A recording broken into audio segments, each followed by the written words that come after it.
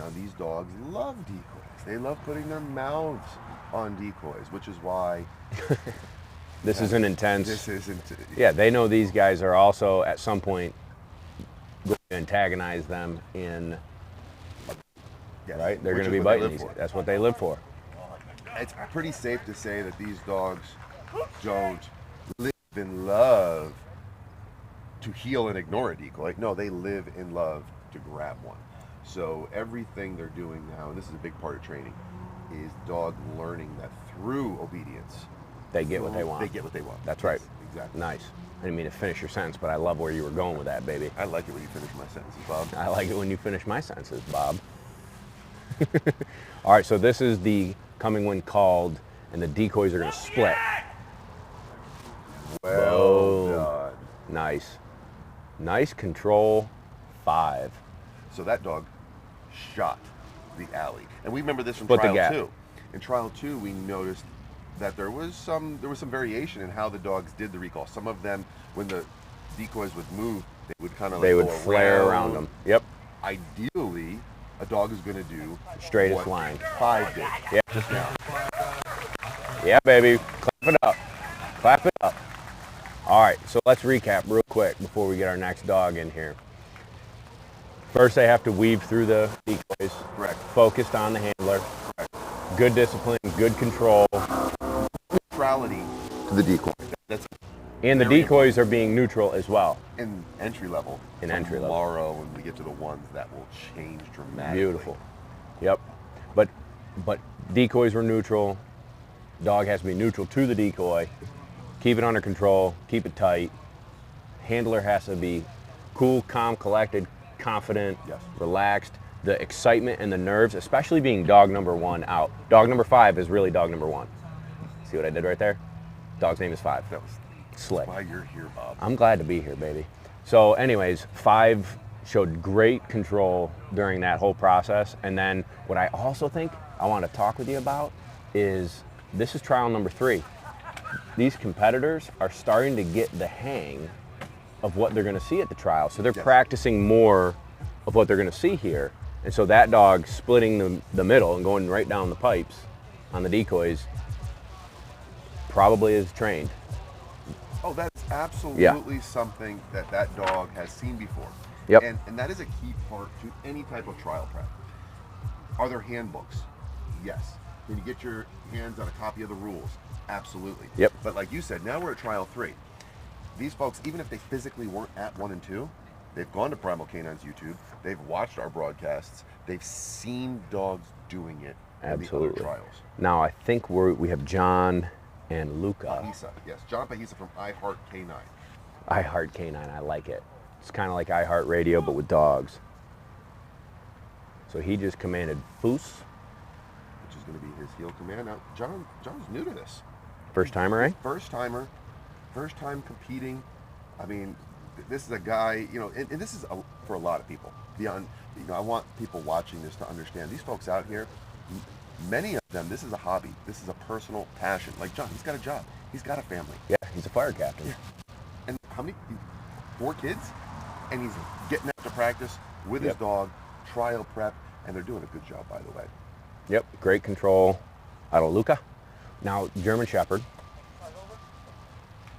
What color variation in the German Shepherd would this be called? They don't have a name for it. So I always like Sable. Sable. That's a good look. Personally, it's my favorite. Yeah, of the like German Shepherds. The classic saddle on a German Shepherd is something I grew up loving. Rin Tin Tin. Yeah, my dad was a Bond. police officer, and I love, the canines doing their job. But this is good. Good control. Now he's going to do the old weave ski. Luca's paying a little attention, but not bad. I mean, he's sticking right with him. Loose lead. The eyeball jock there. He did. And you'll notice we've got 2 decoys from trial 2 and 2 decoys that are new in trial 3. For trial 3, Chris Sotella was handling at trial 2. He did not decoy.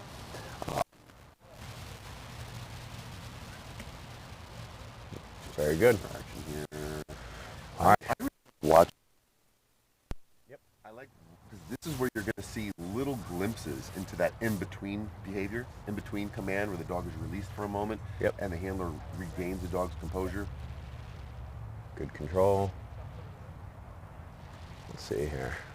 Luca's a good-looking dog, man.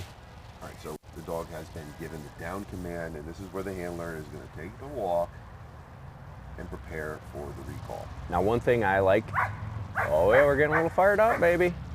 One of the things that I like as a competitor, the dog was already in a down, and then he gave a firm, And split right the down pipes. Yeah, baby. Very good recall. Good. Great recall. Good. But he reaffirmed down. He plots. He reaffirmed the down, even though the dog was already in a down. So within a second or two, dog's down, he's calmed down, and then all of a sudden it's like, hey, remember, stay there. Yep. I'm walking away. Great competitive thought process, especially for a guy who doesn't do this for a living. This is his hobby. Mm-hmm. Nice. What a dog. What a dog. And that's one of the great things about K9 Street League is the way this sport has created opportunities for everyday regular people who love their dog and want to do something with their dog Yeah. to get involved. Absolutely. The door is open. Yep. Like, no one's hiding any secrets. There's no gatekeepers. This is, we want you to enjoy life with your dog and Build a relationship. The more control, and I don't mean control, I do mean control, but the more you work with your dog, obedience, games, you know, what is their breed made for? You use their natural instincts. For me, it's retriever training and bringing out that retriever instinct and building upon that. For these dogs, it's protection sports, agility, herding, whatever it may be. But if you, as an owner, pull that natural instinct out and put control and discipline and obedience into that, the relationship and bond you're going to have with your dog is so much stronger. Hands down. It absolutely accelerates that entire process. Everything you outlined. Hands down. Very cool. Now, let's maybe introduce the decoys that we have out there. We've got Mr. Courtney. Courtney Wolf He's back. from Florida. Courtney actually just got a new location. Yeah. Pinellas County, St. Pete, Florida. That's my neck of the woods. Yeah. About an hour away from me. Cool. Good dude. Really good dude. Talented decoy. He takes it like all of our decoys do. Incredibly seriously. Yeah. He's a craft. It's not just a job, it is their craft. And, you know, part of Street League is how the decoys are cultivated, how they are brought into the organization, and the code and the standard of performance that they absolutely must maintain. They have mandatory pro camps that they have to travel to, where Mike Jones, the man behind all of this, writes the standard and holds them to it. And we're not just Physically talking fit. about skills. Yep. You guys know that first dog, how he was using his hat? Yes. That's like a big, I mean, in EL we're going to let that pass, but he got a deduction for it. Okay. But that's like basically a tug.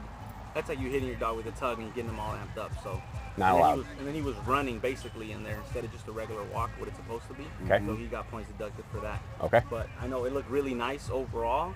But there's going to be there was deductions. those things that are actually big things, you know what I'm saying? And Yep. then the next dog maybe wasn't as flashy, but he did everything the way it was supposed to be done. He didn't give those extra rewards with the hat, you know what I'm saying? Very good.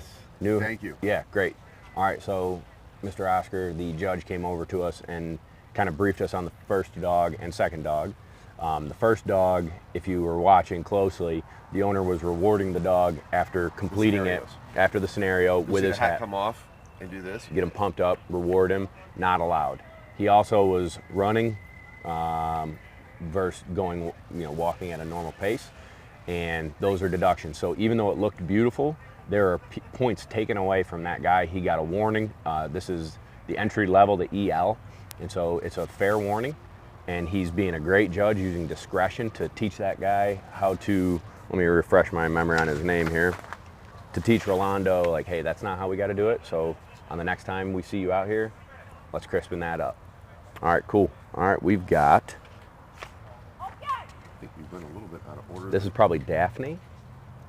And This is Daphne. Bradford and Blaze. Blaze. Blaze, the Belgian Malinois. Petite little dude. I'm sure he packs a punch though for the small size. And then that's one Good of obedience. my favorite parts of this is seeing the variation in dogs, even within a breed. Yep. And when we look at Belgian Malinois, which is going to be a high flyer, a breed you're going to see a lot of in sports like this, there's still such variation between the individuals, and that goes from bloodline, from country of origin. I mean, we could go down that rabbit hole for Sure. for a long time. Very good. Good job. Nice job, Blaze. Good control. Again, think about it. Nice, slack lead. Good control. Composure is key here, Bob. Take a deep breath, Daphne. Not just for the dog, but for the person. The handler really needs to, on trial day, have themselves together. And I think that's, for a lot of people, one of the areas where sometimes they're losing points, not because of the dog bringing a state of mind to the trial field that isn't going to work, but the handler bringing a state of mind that is going to break things down. That's why during Street Week they have the seminars throughout the week, so handlers can get a chance to get out, run through scenarios, and really, it isn't for the dog. Right. It's for the person to work those jitters out. Absolutely. So one of the things in our, again, I'm bringing the retriever training, competition, sport into this, and my knowledge and background in that, right?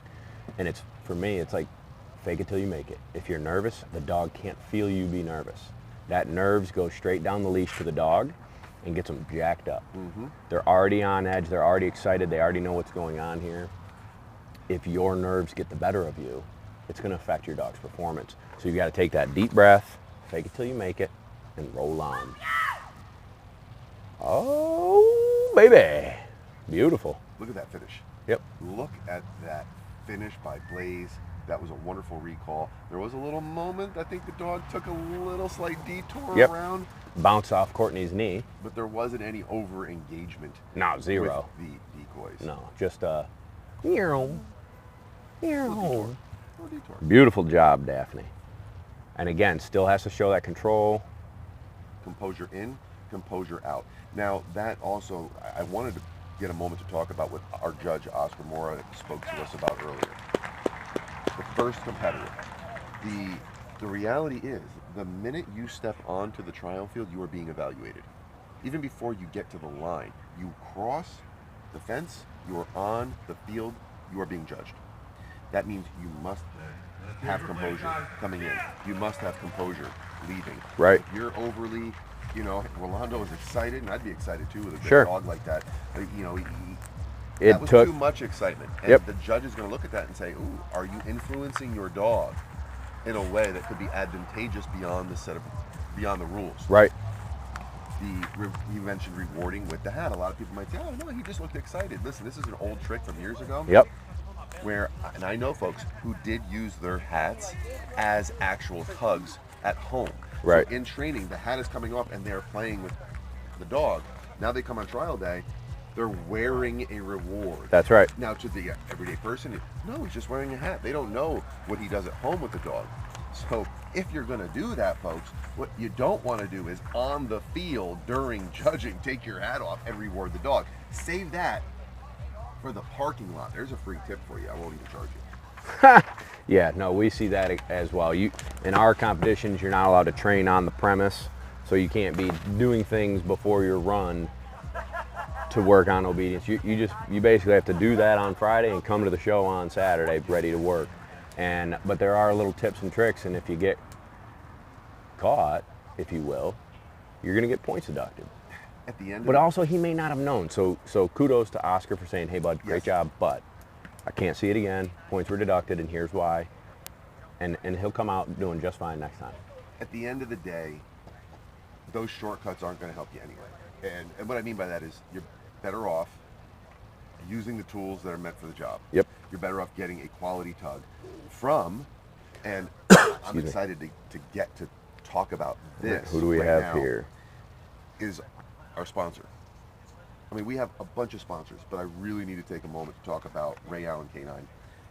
Because if you need a tug, and that's how that came up, you need a quality tool to use with your dog in any capacity, whether it be tugs or leashes. You have to get it from Somebody. You got to go on the internet. Everyone's on the internet. You're going to Google stuff. Internet. Don't Google. Ray Allen Canine has gotten involved with Street League for the same reason that all of us have. The good people Yep. behind everything taking place. And that's a big And the vision. of where we're going to go with this and how we're helping handlers, helping people connect with their dogs. Yep. And I mean, Ray Allen's been the world leader in canine equipment since 1948. I think it's on my That's shirt. not a light statement. No, that's a Yeah. that's a Bad very to the bone cool shirt. Yeah. Um, Majestic. that's not a small feat. No, to be they're a leader in providing- this sport. Providing police, military, and pet dog owners with American-made equipment that is For almost going 50 to- years. Yeah, Yeah. 1948. That's more than 50 years. I don't do math, so I I'm just not say a math guy. 1948. Yeah. Because I can't count. Awesome. Great control.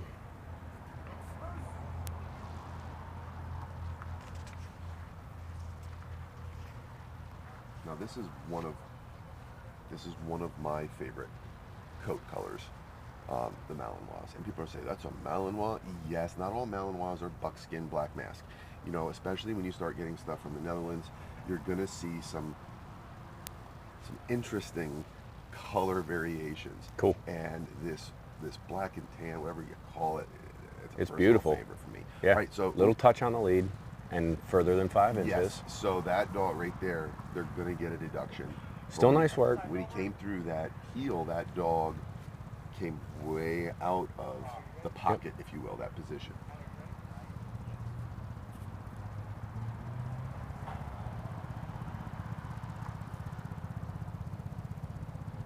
Put the lead away. Game on, baby.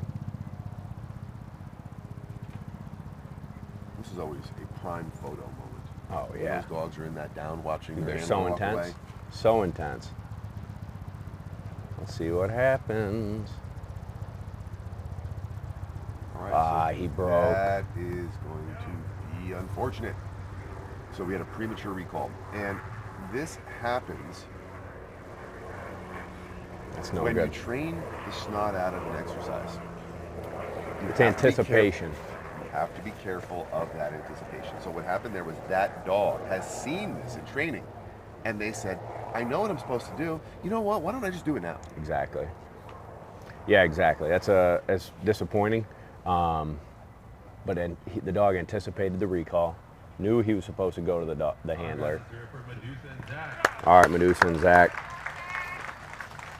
And at the end of the day, a premature I mean, we can articulate this in two different ways. Oh, it was a premature recall. Well, you know what it was? It was a failed down.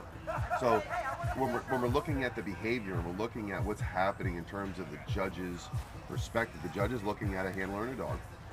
That handler told that dog to down, which means that dog must lie down and the dog must stay there. Never mind the recall that we all know is coming. All that matters is you were told to down. You are expected to hold that position until you are told otherwise. Absolutely. And the dog said, I know you're going to recall me. We've done this 100 times. Right. Doesn't matter. He Stay broke down. the down. Right. Let's see. I don't know what that would be as far as point deductions or if he's eliminated, but I know Oscar is instructed to come over to us if a dog is DQ'd. Correct. And so the fact that he hasn't yet tells me that the dog will be knocked down severely on his score, but may not be out. So we'll see. Let's see here. Who do we have next? Let's see if we can call him over. He's coming already on over. his way. He's coming over. So we're going to get the official word. The from our official judge, word from our Oscar. judge. So, I mean, he was still in the game there. Even if she lost that was a 10-point, just losing that exercise. But he was still in the game. But when he was over there, he said, no. And that put him That's out. that's a DQ right there. Right out. Okay, Thank you, sir. All right, so he just briefed us. Medusa broke the down and came to the handler, right? That would have been a 10-point deduction. Which he would have still been able to pass the exercise had he not. Said no. And it's the same in my sport too. You can't say no in our sport either. And so that was an automatic DQ for Medusa. So really sorry. He'll be back for another go around another time at another Absolutely. trial. Yep. Learn from his mistakes, learn from his lessons. But You hate it for them, man. You hate it for them. This is where handling is so important. When we say handling, it's literal and figurative. I mean, yes, you are handling a leash, but you are also handling yourself. And the rules, yeah. You have to know those rules. Yep. And you know, we're going to see some competitors today, and especially tomorrow in the ones. We're going to have some incredibly seasoned and experienced handlers, and you will see a bit of a difference. I'm probably understating it by saying a bit of a difference in the level ones with some of our super experienced handlers. The composure, the knowing how to deal with a situation like that, exactly. where you might be compelled to say no, but you know the rules, so you're not going to. You'll take that deduction. You'll come back for another exercise. Absolutely. All right. Here we go. We got another Malinois. So I believe we have Kevin Lee here and Mango. Good heel. Good focused heel. Looking up at the handler. Looking up. Looking up. Nice slack lead. That is a very tight nice heel. Look at that head posture. Now you'll see some variation in head posture, right? Some dogs are going to do, assuming dogs are on the left-hand side, they're going to have that head tilted. Yep. So you'll get a around the body position, as you're seeing right now with Mango. Another common head position you will see in the focused heel is going to be a straight up. So the Where dog they will be kinda- looking straight up into the armpit. Yep. A lot of it's personal preference. Yep. It's how do they want to teach the behavior? How do they want to train it? And some of it I find is a little bit of the dog's personality as well, right? Where this is how they feel comfortable to do their job properly and are going to be more apt to do one versus the other. Look at that high step in. Love it. Now, just looking at Kevin's body language and how he's moving, you know, you can see the composure. Yep. And that He's is relaxed. going down that very loose leash to the dog, and they both are maintaining their own individual composure through the exercise. Absolutely. Absolutely. Great focus from both of them. Nice. Look at that prance. Nice, nice, nice. Very good first exercise. Notice the release that he gave. Like, you didn't see, all right, so this is a handler who really knows his dog. He knows he has a tightly spun dog. Yeah, you can That tell. release, you could not visually see it. It was a verbal release from behavior. Yep. You didn't see Kevin Yeah. get up, because had he done that, I guarantee that dog would have spun up and out. He knew that. Yep. He did a quiet, composed verbal release. Let the dog take a deep breath. The dog kind of got Look a at little this. bit. Look at the dog on its haunches. Oh, that dog is ready Come to go. on. Sit still, bud. Up on the haunches, anticipating but staying. The dog Stick has, with it. My front elbows are down. I am complying with your request, but I am ready, for I know what's coming. Straight down the pipe. That dog didn't even look at it. Sliding in, baby. Nice style, too. Nice style. Absolutely. All right. It's not over yet. Dog's got to walk nicely back. This is going to be a perfect example of what judges are going to be looking for in this scenario, in this obedience, this type of presentation, this type of, I've said it over and over again, composure. This is what we want to see. Nice job. Nice job, Mango.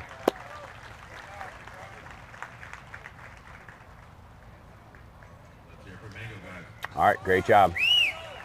Great job. We're seeing really strong obedience out of these dogs so far. This isn't their first rodeo. And what I like to see, again, bringing my background into this, is dogs who are high drive, intense creatures that know their job, know their purpose, know what they're out here to do, yet in the heat of the moment can keep it together. Yes. Keep it together. Proper term would be called drive capping, which I think is hilarious and elusive. Dude, KD has trained with me and my dogs before, and drive capping, elusive. Oscar's glistening in the sun with his sunscreen on. A beautiful man. Our judge, What beautiful veteran. weather we have today. Oh, this is awesome. Hey, if you're in the area, where are we? Claremont? We are in Claremont. Claremont. Technically, we're not in this downtown Los Angeles, Right. obviously. Just sort of a suburb. Suburb about 45 minutes away, I think. Don't. I've learned in California, do not give time estimates. Oh, because of traffic? Because you could change 5 minutes. We aren't in of Parrish, when you New York leave. anymore? No, we are not in Parrish, Western New York. A 5-minute difference of when you leave can be the difference between a 2-hour drive and a 45-minute drive. That's awesome. So as the crow flies, we're probably. All right, who do we have here? Of Los Angeles. I'm making notes on my dogs here. Strong OB from Mango. Who do we have here, brother? We should have Matthew, White, and Henry beginning the. Yes, heel, Matthew. Beginning the boost. By the way, love the name Henry. I love it when people name their dogs people names. Yes. Yep. Hey, well, you know what? Let's name him Henry. Yeah, I like it. He seems like a Henry who will bite you. Let me get a dog named Bob. Probably be the handsomest dog you've ever seen. Probably eat his own feces in the kennel if you leave him too long. Hey, I'm hungry. That could happen. I'm hungry. That could happen. Good control, nice leash, good posture. So one thing that these handlers have to be very cautious. This is a of, big man. Yes, he is that that leash, the hand that's holding the leash. Yep. When they go through a turn, and I noticed Matthew did it, and it's almost as if he caught himself. The hand started to come out. Mm-hmm. You have to be very careful with how far that hand comes out, because if that dog does not move with you, if that hand comes out and you create a moment of tension on that leash, you're losing points. Ding, Great ding, point. ding, right there immediately. Great point. Great point. And some handlers, what's happening is if they think their dog might be coming out of position, Yep. that hand can be a cue, it can be a reminder, and they have to be very careful that it does not become an observable aid to the dog's behavior. True. Because that could be a correction, that could be handler help. Now here's the kicker. As a competitor, would I rather have a point deduction or be out because my dog did something it wasn't supposed to, right? You have to make that decision. You have to make that decision in a split second to get the dog to be successful and keep playing. Because if, let's for instance, a dog takes a drive-by bite and grabs one guy because you allowed it to get a little loose on the lead, and it started feeling good about himself, and it started feeling like, you know what, I might just take a shot at the title here. I'd rather take a point deduction by doing something on the lead. Ooh, out and around and back. Very good. Then a DQ. Yeah, exactly. I'd rather have a point deduction than a DQ. I'm still playing, but I'm not out. So in those split-second decisions, your gut and your experience level has to bring you to doing things like that. Make a decision. Nice job so far. And those people are going to mess those decisions up. That's part of this, especially our newer competitors. Maybe Sure. they don't have a lot of time on the trial field. They have a lot of time on the training field. Sure. You have to go through this. You have to come out. You have to be nervous. You have to experience being nervous, and you have to make mistakes to say, okay, now I know what I need to work on. Now I know Absolutely. what this feels like, and then you Absolutely. come out to the next trial. Even and better. You do it again. Even better. Come out swinging, baby. All right, next up we got Augustine Simoncini. Oh, that's my shot at it. Maybe Simon Genie. Simoncini, great name. And Oprah, also a great dog name. Excellent. Oprah comes, she's a Dutch Shepherd and a Belgian Malinois mix. She'll be 2 years old soon. It's almost her birthday. Next week. September 29th, that's right. Yeah.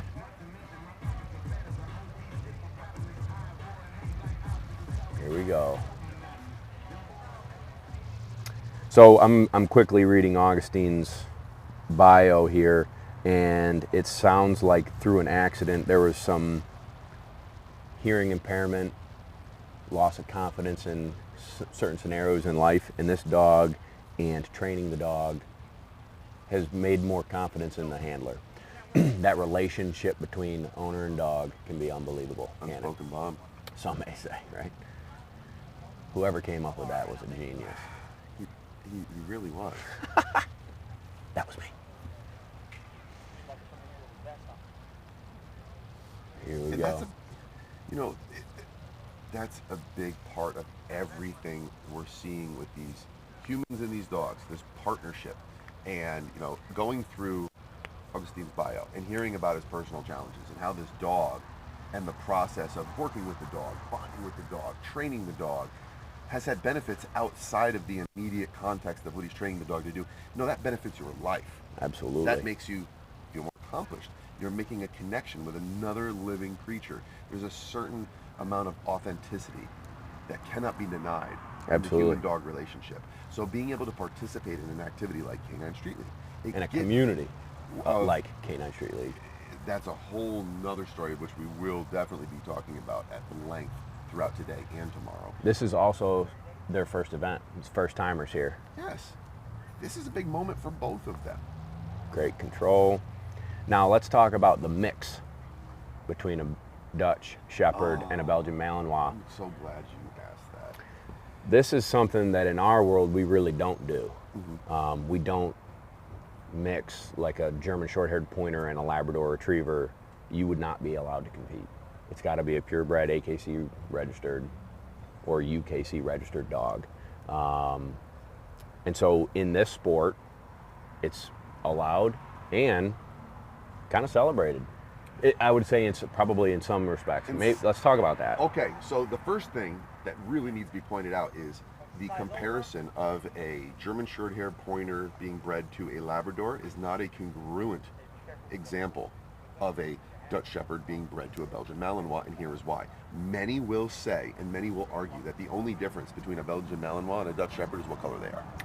And that is reinforced by breeding practices that some may say came from Holland, Netherlands, the home of the Dutch Shepherd, go figure. Where, I mean, you will have breedings that take place, and as the breeders watching the puppies come out, they're like, oh, that one's Brindle, we got a Dutchie.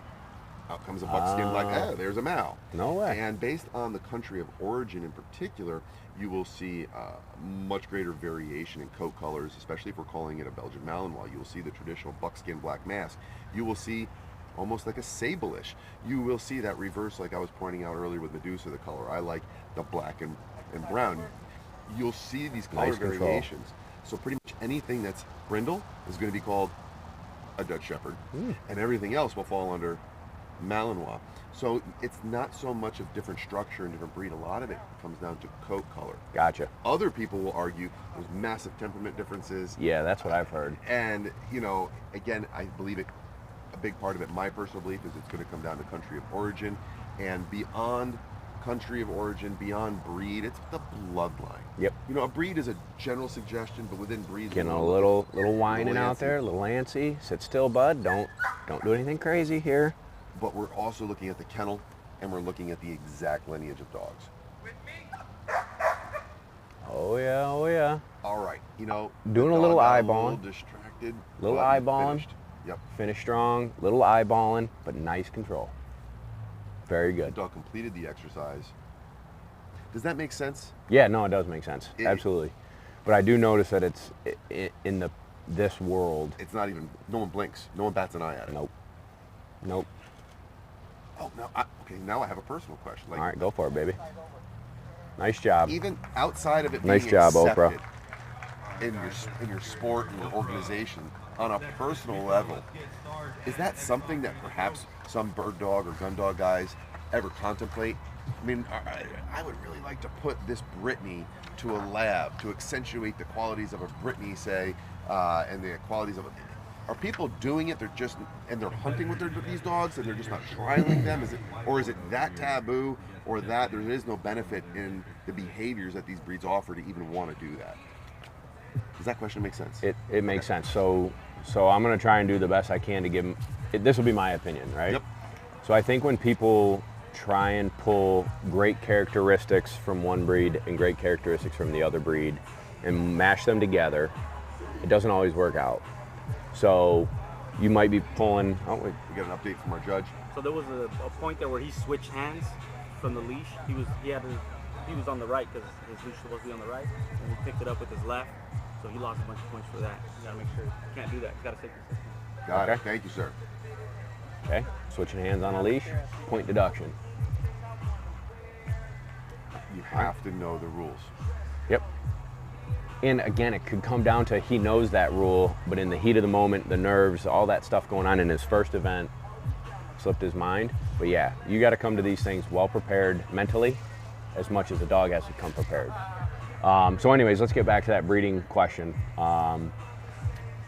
So your example of a Brittany, which is a pointing dog, and mix it with a Labrador, the coats are going to be all funky, so you're not going to get the best of, like, hey, a Lab's got a really thick, dense undercoat that protects the dog and keeps him warm in the cold, and then mix it with a Brittany whose coat is a little more feathery and light. You're not just going to have like, oh, this one looks like a Brittany, but its coat's much thicker. It's going to look all goofy and funny. And then you could get strengths from both, but out of a litter of 10, maybe 1 or 2. And then they're each going to be like a weird mix, man. It's just not going to be congruent. And so it's not advised. I think there are breeders out there that market themselves that, hey, we've got the best of both worlds. And typically it doesn't pan out. So when we're looking at buying a puppy, right? And I've got puppies on the ground right now and a really exciting litter coming down the pipes for me. I'm trying to pick dogs whose personalities match up on positives, like super friendly with other people, high retrieve drive, level-headed, not crackheady, fired up bananas. You know, I want them level-headed but high drive. I want them super personable so that anyone can go and grab that leash and work with them. Great in the house, all those things. When both dogs match up, you've got a high likelihood that those puppies are going to be there. If one's not that way and one is, those puppies aren't going to be necessarily 50-50 or like a 80%, right? Does that make sense? It's perfect math. Yeah, it's not perfect genetics. math. It's genetics, and it's going to fall where it falls. It is a science, but there's no perfect science behind it. So you don't see it in my sport at all. And something that's, from my outside perspective, different about your world of dogs is you truly do have incredibly specialized breeds. Yeah, very much. I mean, here we just need dogs to be obedient, have drive, and bite. So you'll see some variation in breeds, but they're all performing the same task. Right. In your world, the tasks themselves are different. From retrieving a duck in water to finding dove in an open plain and not engaging with the bird, pointing, and then maybe retrieving. There's some very specific things that are required that are different from one avenue or one lane to another. Sure, and then within that, each breed could be better at that than another, right? So a Boykin Spaniel is a South Carolina state dog. It's a small framed spaniel, and they were bred for dove hunting and sitting in tiny little canoes picking up wood ducks. They weren't bred to be doing 250-yard retrieves. As our that breeding program is developed, Boykin Spaniels now can go do 250, 300-yard retrieves and kick butt and look good doing it, but those numbers are small, compared right? to our Labradors. Exactly. All right, here we go. We got Sarge up with Dalton Seal.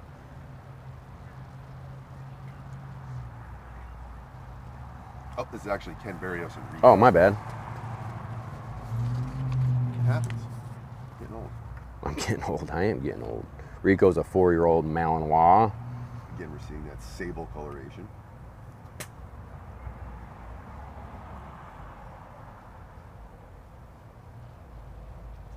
And one of the notes here that Ken wrote is a word that I used a second ago, level-headed. So that level-headedness is the ability to turn it on and the ability to turn it off and stay composed in the heat of the moment. Nice. Great focused heel. Great focused heel. Good sized dog too. Yes. I like this size. I'd rather have a big, strong dog. I mean, I'm not talking a 120-pounder, but 70, that looks like a male. It's a sweet spot. Yeah. I call it the sweet spot Yeah. because there are some, especially when you get into some of the heavily Dutch-bred dogs. I mean, you can see some large 90-pound lean dogs that bring a lot of energy. And people say, I want a big dog, until you have a big dog with that energy. And then suddenly it's like, you know what? A 70-pound would be 70-pound would be easier nice. to manage. Yeah. You don't realize. But this guy, it looks like a male. Yes, it does. Carries himself really well. The amount of dog you have at the end of the leash is something that, until you have it, you might not understand it. And then when you do, you start to learn like, oh, this is a lot of work. Or, Yeah.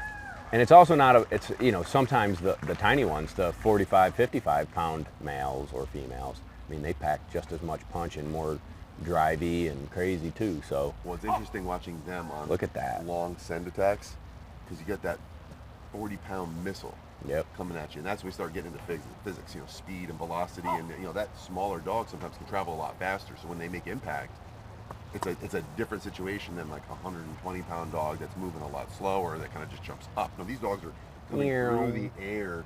I don't envy our incredibly talented decoys with the job that they are tasked with doing, not just on trial days, but every day when they are training and building dogs at their home respective clubs.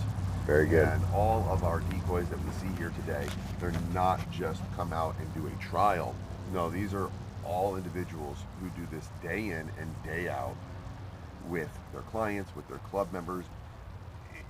It's a lifestyle for them. And they put their bodies through the ringer. Absolutely. They have to. I mean, it's going to be in the 90s today, and they're in these large, heavy suits. I don't envy them. No, and it was interesting. Good job. That was a great performance.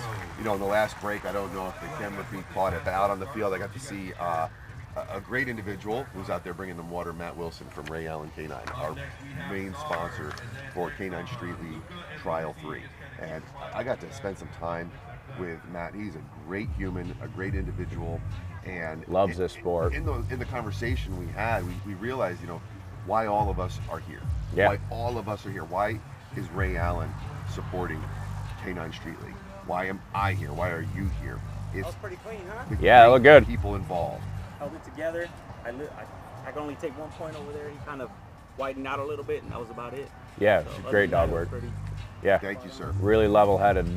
Just another update from our judge, Oscar Moore, commenting on how good that performance was. There was only one minor point deduction. But anyway, you know, Ray Allen sponsoring this event is not an accident. It's not a coincidence. What it is, it's a company that is run by good people. You know, you can still, if you call up with an issue or a concern or anything regarding any of the equipment, Question about a piece of you're product. going to get a person. Yeah. So this company that is the world leader in what they do is still 40 men away from the CEO. Yeah. So there's people there sewing and making your stuff in Colorado. There's people answering the phone when you call, and that authenticity of people being involved is also K9 Street League.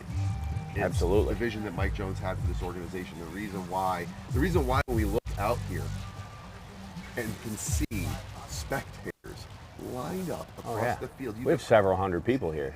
the community that has been built here, it's going to attract good people that we're surrounded by, our amazing media team, our amazing support staff, our decoys, everyone, to our sponsors, Ray Allen K9, Matt Wilson being here, to our spectators, to our vendors, everybody. It is a community of people with that just want to enjoy life with dogs. Yeah.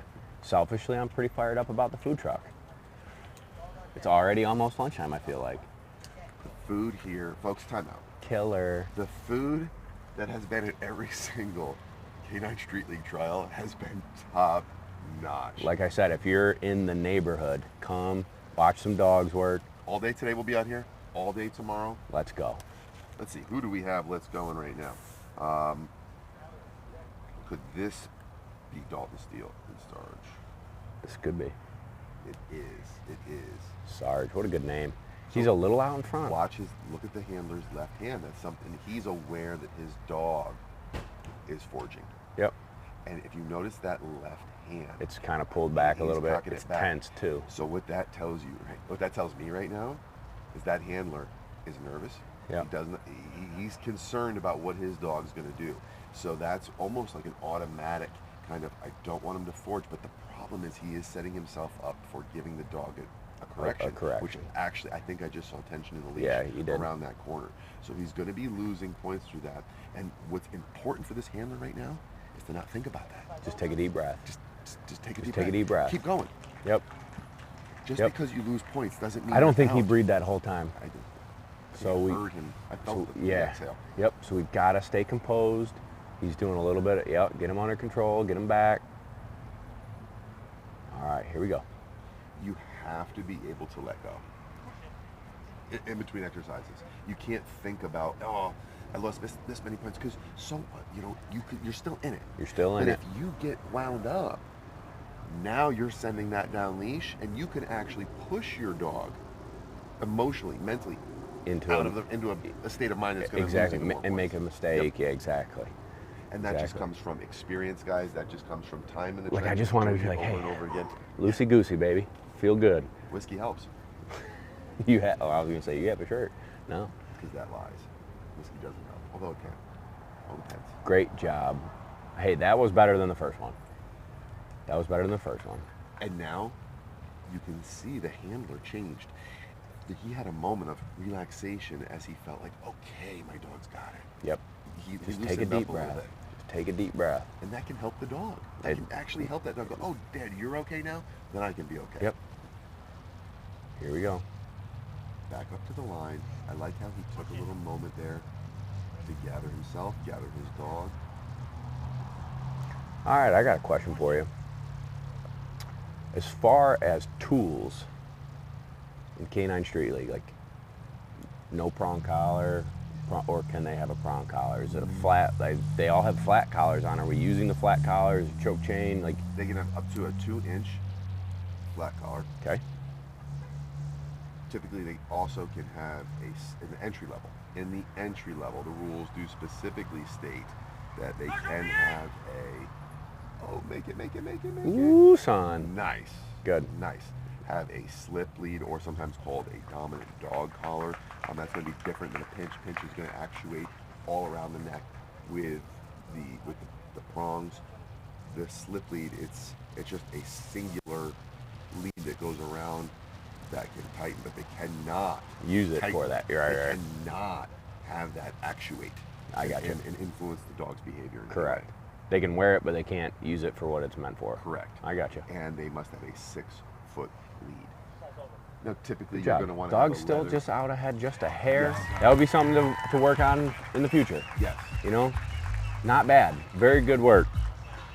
I feel like someone needs to go up to that handler right now and just give him a good, like, on the back of the neck, like, you got it. Yeah, you got it. You did it. Let's go, baby. Nice job. Hey, and just a shout out to Dalton as well. He's a Marine. He was a Marine. Once you're a Marine, you're always a Marine. So thank you for your service, brother. All right.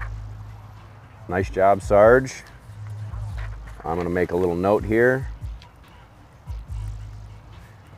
But yeah, equipment is important. It's important, one, that you know what equipment you can and cannot have when you show up to a trial. It's also incredibly important that you have high quality equipment. You know, segue. In training, a lot of injuries that do happen from sometimes inevitable equipment failures. There's always going to be a moment where a human error of not clasping a line on properly or clasping a leash on properly. There is always that human error that we have to account for, which is why we make sure we remove another variable, and that's quality. Yep. By buying high quality leashes, high quality clasps, high quality collars, being very careful with how you take care of your equipment.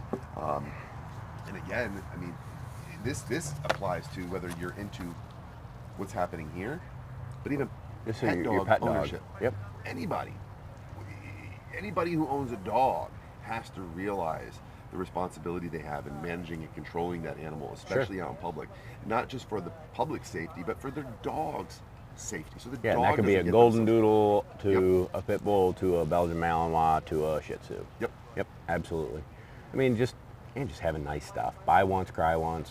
That's how I look at it. Get the right gear the first time, and it'll last you that dog's life. And all right, here we go. A working dog or a pet dog, again, just go online, Rail and Canine. That's not just for police and military. No, like anyone who has a dog, I do pet dog obedience. Yeah. Like that's my bread and butter is working with pet dog owners. I send them to Ray Allen to get their leashes, their bowls, their collars, because I just know that equipment's going to last. Absolutely. We got Michael up with Exxon. He is from Hunt Down Bike Club. Now, I remember them from trial too.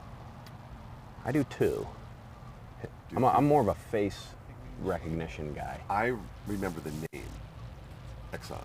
Exxon. Yeah, you're right. I'm always looking forward to seeing this fight. Yeah. He's no joke. This dog puts a hurting on you. Tall, lean, strong, good heel. Nice job, man. Beauty, beauty, beauty. Very smooth release from behavior. Again, this handler, You know what, it's not his first time. He understands. So that there's two schools of thought in my head of what I watch, right? If I were the competitor, I wouldn't release them and allow them to explode in excitement. From the minute I walk in to the minute I walk away, I want mental focus and structure and discipline. I understand the idea of giving them that release and that reward when it's over, and then, all right, let's go again. Bring it together. But for me, I prefer to have that kind of discipline and control. From the moment you're being judged to the moment you're not. Correct. And then when I get back to the truck, that's when I'm going to love up on them and give them all the reward that they need. But in the heat of the moment, I want to stay composed. I want the dog to stay composed and be focused. And so that, in my opinion, that's what he's doing. You know, he gave a gentle, good dog type of thing, but there was no, you know, a couple people you saw like love up on him, and the dog bounces around, and then it's like, okay, now I got to get it back under control. For some of the dogs that are super high drive, I think you can almost lose them for a second, and then you're like, oh, let's calm them back down, let's get them back in the groove. So I'd rather stay in control the whole time than allow a little bit of loosey-goosey. And a big part of that too is Knowing the knowing dog. your dog. Man, I love you. All right, come on, baby. Perfect. Ooh, get your butt back there, bud. It was almost as if the dog was like, I'm going to foos around you. Well, there's people, you know, this is tough for a dog, not just with the decoys, but if you look off in the distance, there's a family videoing. So it did a great job, and then all of a sudden, what are you doing over here? And then came back and did the right thing. Now that's a huge moment for the handler to remain calm, to not give a verbal correction, to believe my dog just took a detour. It's not the end of the world. I'm not going to say anything. I know he's going to come back. I'd rather take a point for a slow arrival than take 10 points or get DQ'd for me saying something. There's a certain level of trust you have to have in your dog, and knowing your dog and knowing how to handle the dog. And we talk about handling on the field. And what I'm looking at is that might be Exxon's family. I think that was Exxon's family, like little kids and stuff. So he's like, hey, what are you guys doing over here? No, I better do the right thing. So, yeah, good job. Nice control. What a dog. What a dog.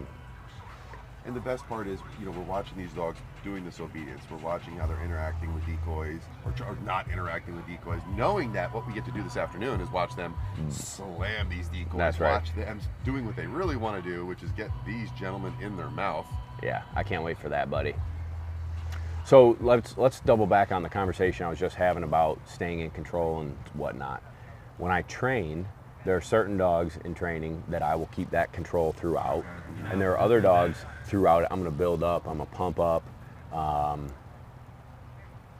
want to have a high excitement level, but I want it to be under control. And I think that there's like a balancing act, man. It's a nonstop. It's a nonstop balancing act of teaching the dog in a high state of mind, because when they come out of the truck to go and do what we do, that's what they're made for, man. And some of them are too high, some of them are too low. That's their personality. And I've had the privilege of getting to watch you train. Yeah, man. You got to come back out. Yeah, I haven't been out this year. I wanted to get up this summer. It didn't happen. I'm hoping actually next month, maybe October, to take a little trip up and see some fall leaves. Let's do it. All right, we got Judy and Luca. Beautiful German Shepherd. This is a big son of a gun. So we've been seeing our more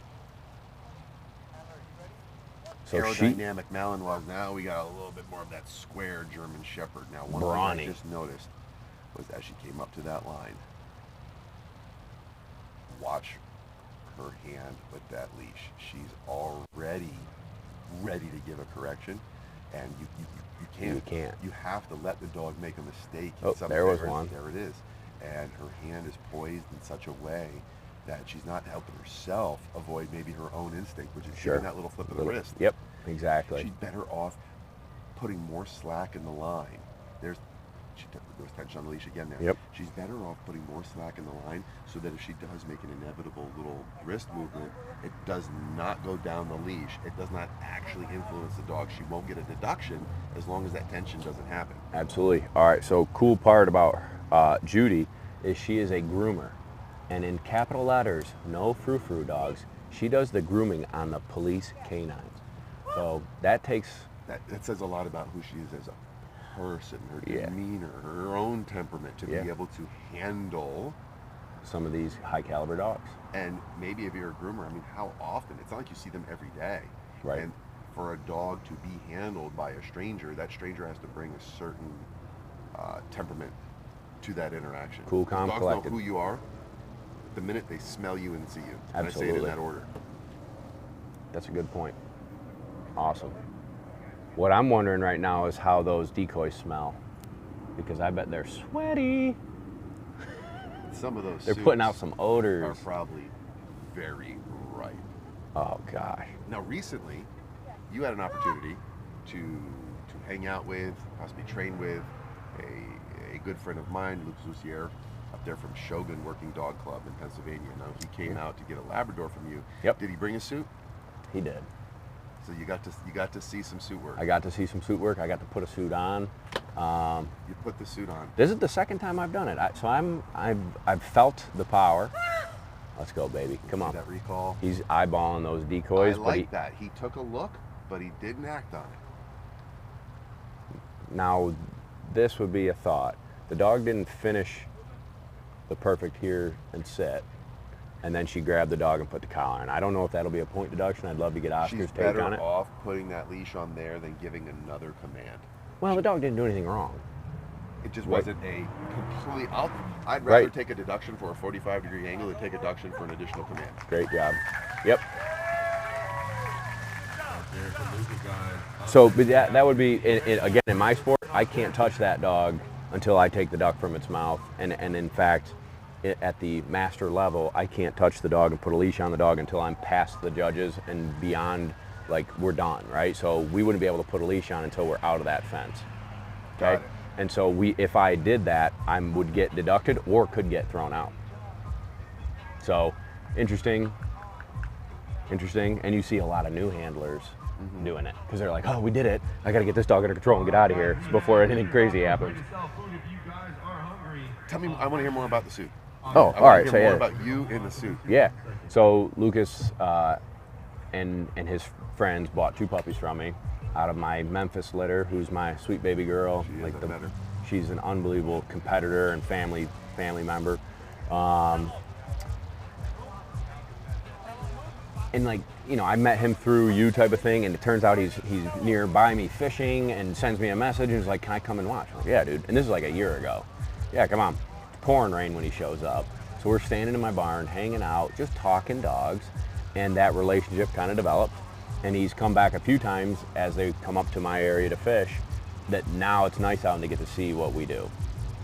And I think they just got bit by the bug, man, and they got themselves lab puppies. And so when the day they came and picked their puppies up, he brought his dog, which is a Belgian Malinois, but a longer coat one. Oh, I know exactly what dog he brought. Yeah, what dog? You caught that dog? Yeah, what's his name again? I'm drawing a blank. Me too. I'm sorry, Lucas. I mean, sorrier. I mean, like, I work with Lucas, I should know. Yeah, my bad. I'm just drawing a blank. It's on the tip of my tongue. I'll get it in a second. But anyways, so he brought the suit, and so I've done it before. One time, dog named Uno, rest in peace. He was a Ocean City, Maryland police dog, and we were down there duck hunting, so I caught Uno. Phenomenal experience. And so I kind of knew what to expect, but you know, like the nerves are still there. You're like, I don't know this dog. It's super intense. Oh, here we go. We got a little bully. All right, so I have to. This is Lauren Erickson. No, this is not Lauren. No. I am very excited for this particular, to be able to see this particular handler and dog. Yeah, this is Here's why. Larry. This is Larry Hansen. And I've known who she is for years. And the reason why is she is one of the most accomplished and recognized handlers in the world of the American Pit Bull Terrier. Sure. Now, Great obedience. she is the first and only person currently to have put a French ring level 3 on an American Pit Bull Terrier. And for those that don't know, French ring is another bite sport that originated from France.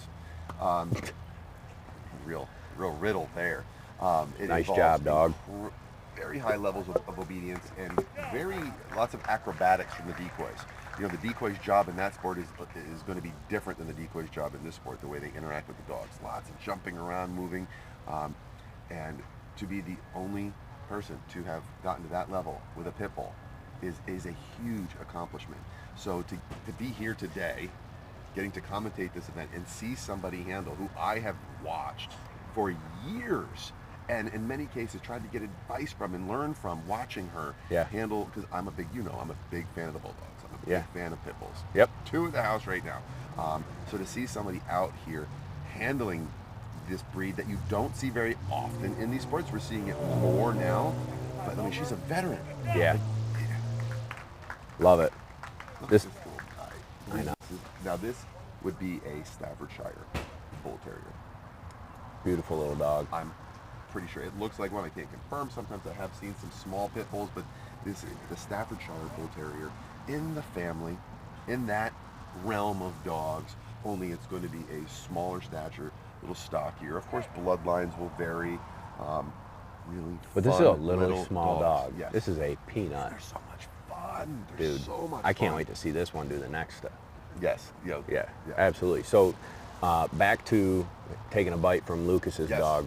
So I put the suit on, and he's doing a little bit of obedience, you know, and you can just see this dog's like eyeballing me hard. All right, new little toot whistle here. Look at the speed. Look at that recall. Beautiful recall. It's pretty obvious. Stylish. We have a very accomplished Stylish handler here. and obedient, baby. Wow. I would expect nothing less from this team. That was sick. Veteran handler, and you can tell, like, look how composed she is, man. This is not her first rodeo. No, she might be. I mean, and if the data's wrong, it could be, but I don't think so. She might be the most seasoned experienced handler here this week. Well, let's see what they do next, man. I'm fired up. Hey, we got a lot of claps from the crowd, baby. Yes. Good job. I think everybody likes To see a little guy like that. Come on, pound it. Nice job. Nice job. All right, so taking the bite. He's doing his obedience. He's working the dog around. And this dog is ridiculously hyper-focused on me. I mean, he's doing what he's supposed to with the obedience, but it's like intense. Yes. And so he's a leg biter, right? And so he's like, all right, you're gonna stand here and start running, and he releases the dog and pow, almost takes you off your feet. Yep. But I'm like, I'm not letting this dog take me down. And he had me do some different exercises, squatting into the bite, and he really worked me and the dog. It was super cool. And then Marie got a chance to put the suit on. My assistant gun dog trainer, Marie, who actually has a Belgian Malinois now that's 6 months old, super bad to the bone dog. Marie got to running a little faster than he expected, and when he released the dog, she was easily 20 yards further away. And Marie's a small... And the farther you are away, folks, the harder the impact, because the dog is building more momentum. All the momentum. The dog built all the momentum. And she went right onto her back, and that dog stayed engaged, and she was, I mean, it was bananas to see. I wish we had it on video, but it was pretty wild. And then, did you meet Eli, my bird tech thrower? Yes. Eli, the red-headed kid, I love him. He's in college now. I miss having him every day, weed whacking and throwing birds for me. But anyways, Eli got a turn, and he was all smiles, man. It's such an incredible experience to put a suit on and feel the power and athleticism in these dogs. In fact, I actually would love to take a mini sabbatical, maybe a week's vacation, and join Mike for a week and do a decoy cert. I think you should. I think I should. I think I'd learn a lot. So right I'm now, in, dude. We have Zachary Pollock handling again. He was up earlier with Medusa. This is his dog, Reggie.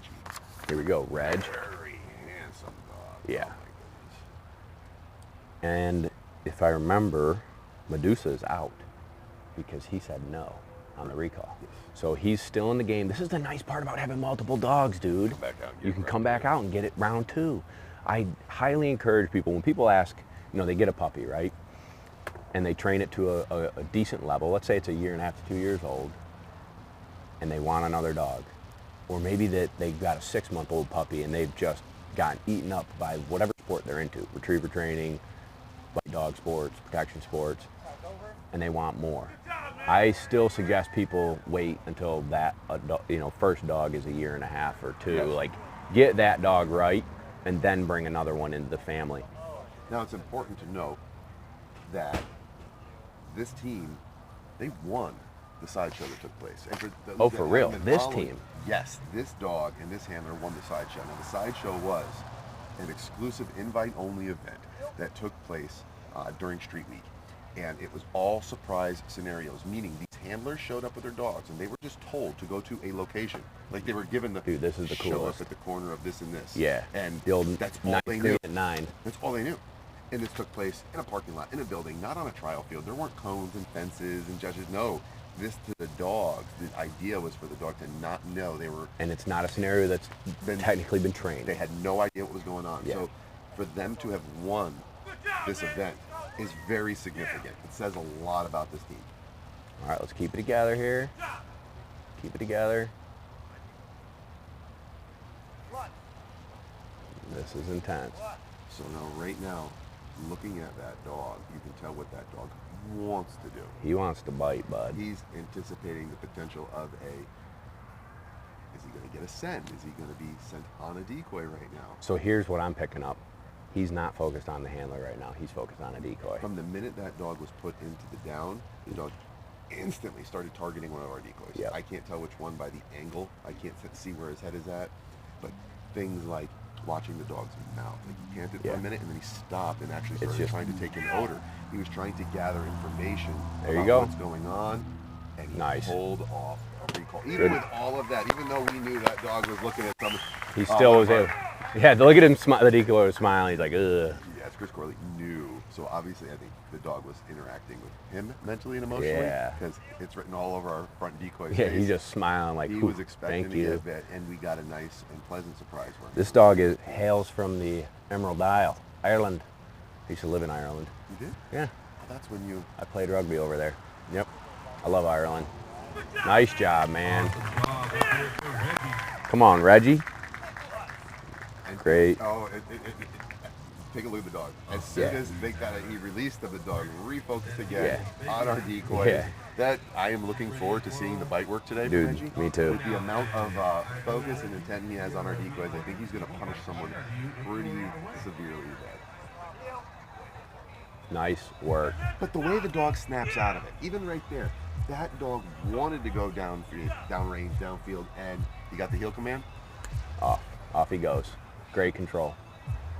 Yeah, dude, I want to come and do a bite work with Mike.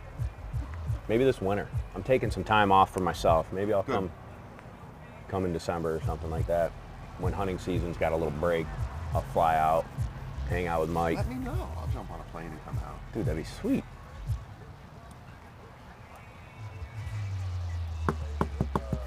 We've been switching some decoys out.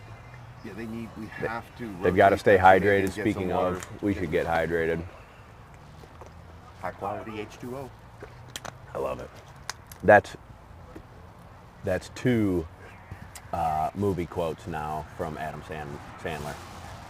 The Ninth Green at 9, Happy Gilmore, and Waterboy, high quality H2O. Let's see how many Adam Sandler quotes we can get into. Let's make it a drinking game, folks. Every time you hear an Adam Sandler quote, you drink. Water. Water, of course.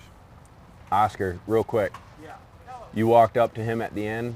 Yeah. Anything? I give him a little tip. Every time, like some of these handlers, they'll release their dog to praise them. Yep. And the dog gets so amped up and wants to go start licking at the bite instead of just keeping them under control for the whole routine. You won't lose them. Yeah, baby. I said the same thing. You know, and I don't know if you guys just. Come on, baby. You know, our judge came over. We were just asking about some of the interactions he had with our last competitor, and he mentioned what we were talking with you guys about, and that is that decision of, do you release the dog in between exercises or do you keep him on target? Because that dog on the release, we saw him mentally engage with one of the decoys. Yep. And now you got to get him out of that. That's right. You're making your job harder. Yes. keep the dog focused on you and the task at hand, and you'll have a easier time through the process. All right, here we go. I believe now we have Lewis Williams and Prince. Another Belgian Malinois. And this is going to be your, you know, if you Google Belgian Malinois, This is the classic, honestly, baby. this dog is the picture you get.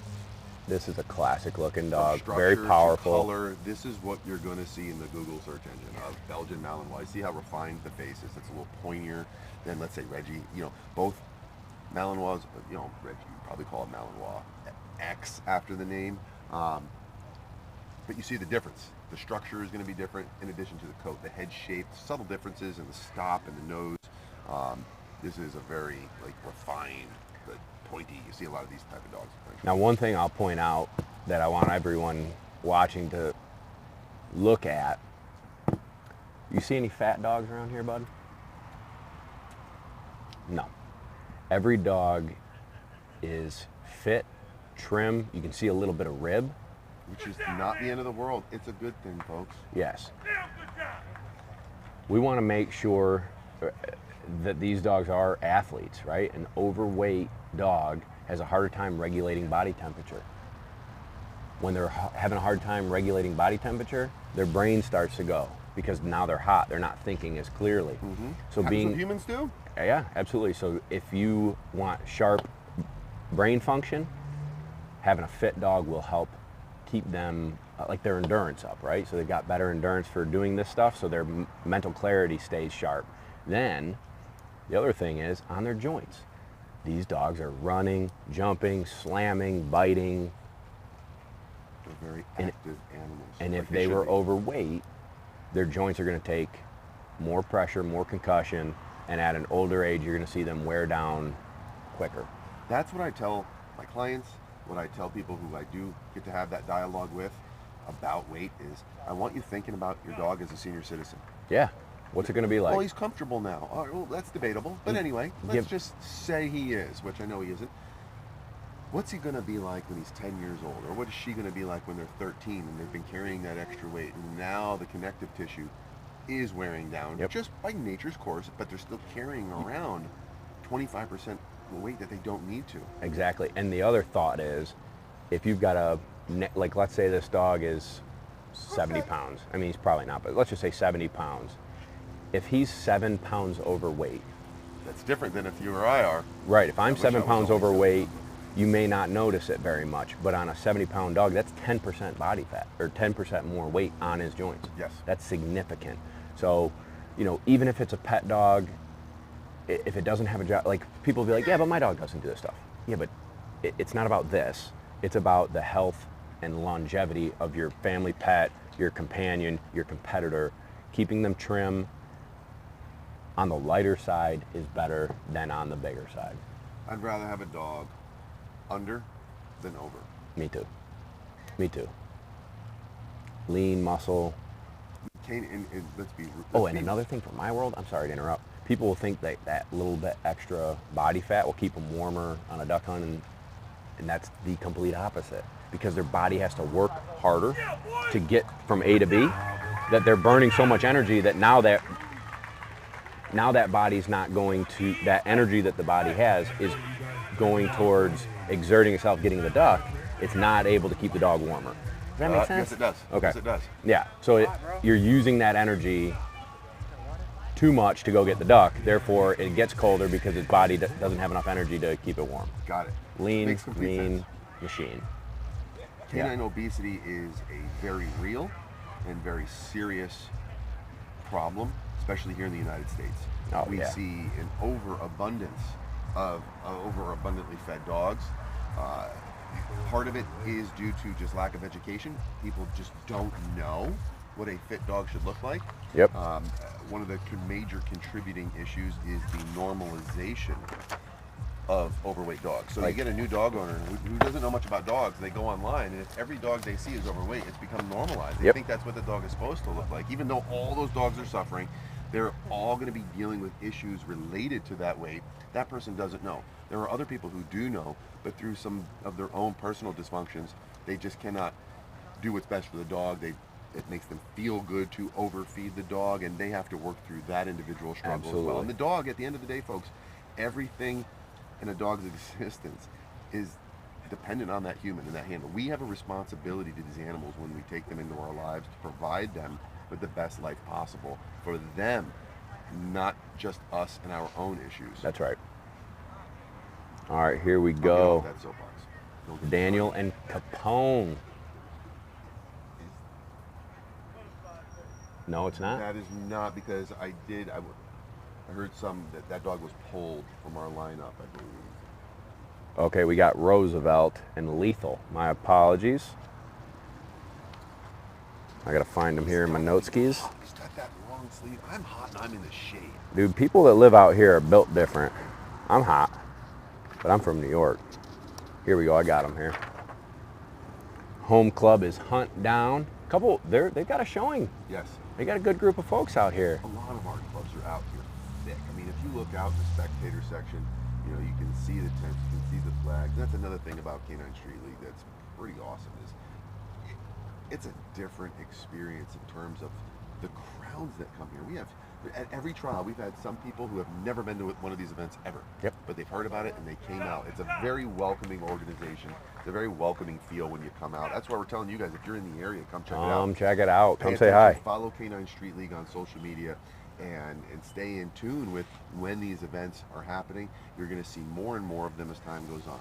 You're going to see them spreading across the country as time goes on. Great there loose will be leash a Canine Street League event in your everywhere. backyard at some point. You got to come out and check it out. And clubs. Canine Street League clubs. All right, this is a 2-year-old Dutch Shepherd, by the way.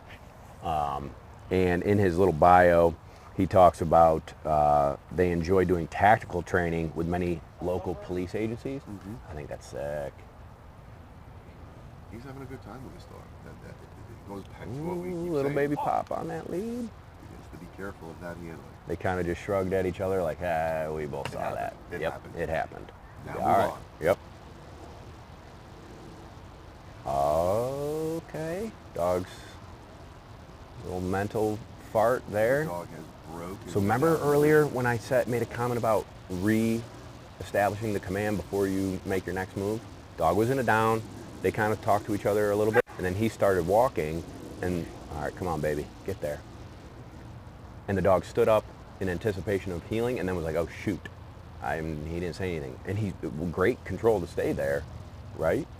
But if he had reaffirmed the command, he may not have had that situation I happen. didn't hear, though, if he did tell the dog to down when the dog got into that position, if he says that again, that's going to be a point deduction. All right, I'm with you.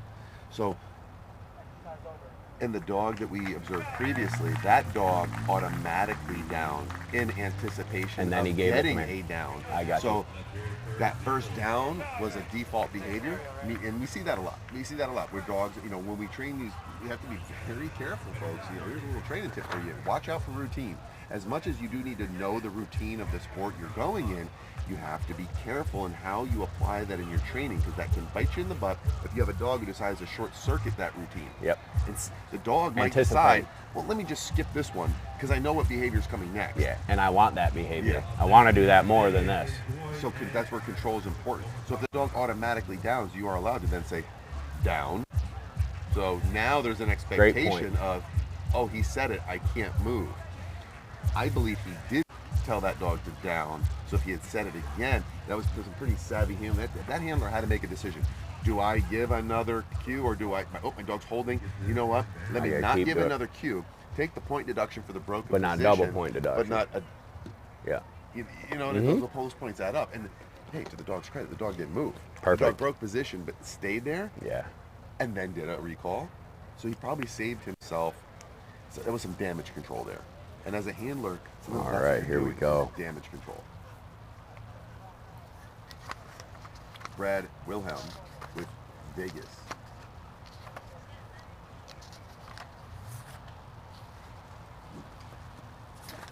Brad is a professional dog trainer, owns a company called Wilhelm Canine Services and Behavior Modifications. They do boarding and all that in the LA area. Pretty cool. Sounds like he's got a big, beautiful facility. Have you been to Las Vegas? Yeah, I've been to Vegas. I got to go to Vegas for the first time earlier this year when I came out to trial 2. Yeah. And it was a good time. The one thing I didn't realize is how much beautiful outdoors there are. So I can only imagine being a dog trainer in that area, having that giant playground of mountains and trails to hike, as well as an urban center to do, you know, real life training, lots of distractions available as a dog trainer. You kind of have everything at your disposal within a 15-minute ride as a dog trainer in Las Vegas. Great work so far.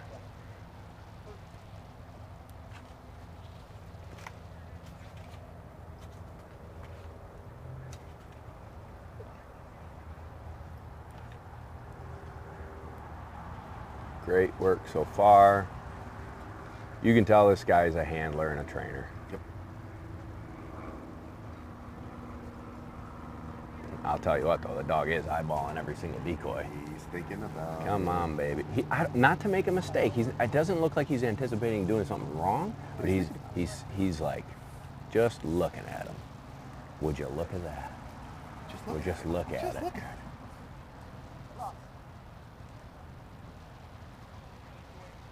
Now let me ask you a question. Why not just say down?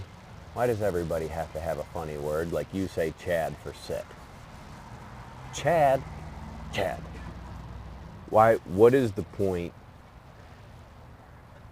Instead of saying here, heel, sit, down, we have all different languages, Belgian, French, German. Made up, improvised. Ooh, son. There are massive benefits, Bob. Did you just see what happened? Yes. We'll talk about that a little bit. That was a close call. That was a close call. That could have gotten And there was a little bit of movement on our decoy as well to shy away from it. a possible bite, a possible impact, a possible interaction, all of which are going to be huge deductions, if not a DQ, based on how involved or engaged the dog does get. Whew. That was a mini close call, but still okay. I'm sure there's obviously point deductions for that, but not bad. Good dog work. Nice And job. The key is for them to regroup. Hey, we got through it. Yep. We got to come back out And do more work. strong. Big Vegas. He's a big joker. It'll be fun to watch him in the next roundup.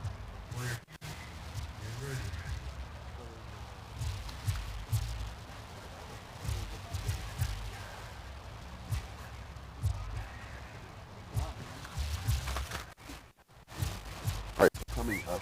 Well, wait a minute. Which one? About language. Oh, yeah. Why? Why say all these different things? From my perspective, working with my pet dog owners, a big part of it is clarity of expectation for the dog. Now, when I tell a dog to come to me or to lay down, I need to know that that's going to happen every single time. Those are life-saving behaviors for a dog, coming when called and remaining stationary. Now, what can happen is when you have I have found when a dog is trained in the native language of the handler, they hear those. It's very easy for you to say to your dog in the house, "Hey, come here, come here." Now, is that a formal recall? Is it the end of the world if the dog doesn't do that? No, it's not. But if that's your recall that you're also going to use out in public, where it could save the dog's life, I don't want that behavior, I don't want that sound, that cue, to ever be associated with a picture where there wasn't a consequence for disobedience, or it wasn't a big deal. I'm with you. So I typically tell people, listen, you want informal commands for your dog in the house. Hey, come here, sit, get over here, come on, bud, lay down. Because when you have company come over, typically your in-laws, they know everything about dogs. They know more about dogs than you do. Everybody has that person who comes over that wants to show the world how good they are with animals, and they're going to start telling your dog to sit. They're going to say, sit, sit. So you know what? I say, let them do that. You don't want to create the social tension, the awkwardness, the pressure on the dog for you to be like, oh, listen, don't say that to my dog because like you have to have these. So, you know what? Let them. My dog's trained in Swahili or Polish or whatever it is. It's not going to impact the behavioral expectations I have set on that dog from day one. Fair enough. Because I never want a dog to hear that command, and then them get up and nothing happened, no consequence. Or what about even like in the protection sports, right? The context that I'm maybe bringing to the table is I'm a bad guy getting bit, and I've got, you know, a police dog on me, and I say out. The dog lets go of me, and I run away. Right? Is that a thing? Is that? It's not. That's not going to happen due to a choice of language. Okay. That's going to happen as a result of a weak spot in training. I gotcha. A dog that hasn't been exposed to that type of stress or pressure. I have seen dogs that get on a very strong decoy. When I say strong, I mean physically strong, but a mentally and emotionally presence of a human being who is now the sparring partners, now interacting with that dog in conflict, and they scream, "Ouse!" And sometimes I've seen it where they will say a command that isn't even the dog's known command, and the dog will still out. No way. So in that sense, that context, it really isn't the language. That's the presence of the decoy. That is the level of training on the dog, the temperament of the dog. Absolutely. Choice of language is not going to be a major factor. I got you. in So that then what? context. Yeah, I got you. We keep it simple. I'm a simple guy. Here, heel, sit, down, kennel, fetch. Nice job. Like for me, I typically will use English on things like kennel up, because kennel up isn't something I'm going to casually say to the dog. Right. Like I'm never sitting on the couch and be like, "Hey buddy, kennel up." Yeah. No, when I say kennel up, it's time to go in the box, and Yep. they only hear that word in that context. I feed them in their crates. I never really have an issue with a dog not going into the crate. Right. All right, this is Craig and Joy. This is his first Belgian Malinois. He had lost his German Shepherd back in 2020, and a friend introduced him to Joy. And this teamwork here is looking good.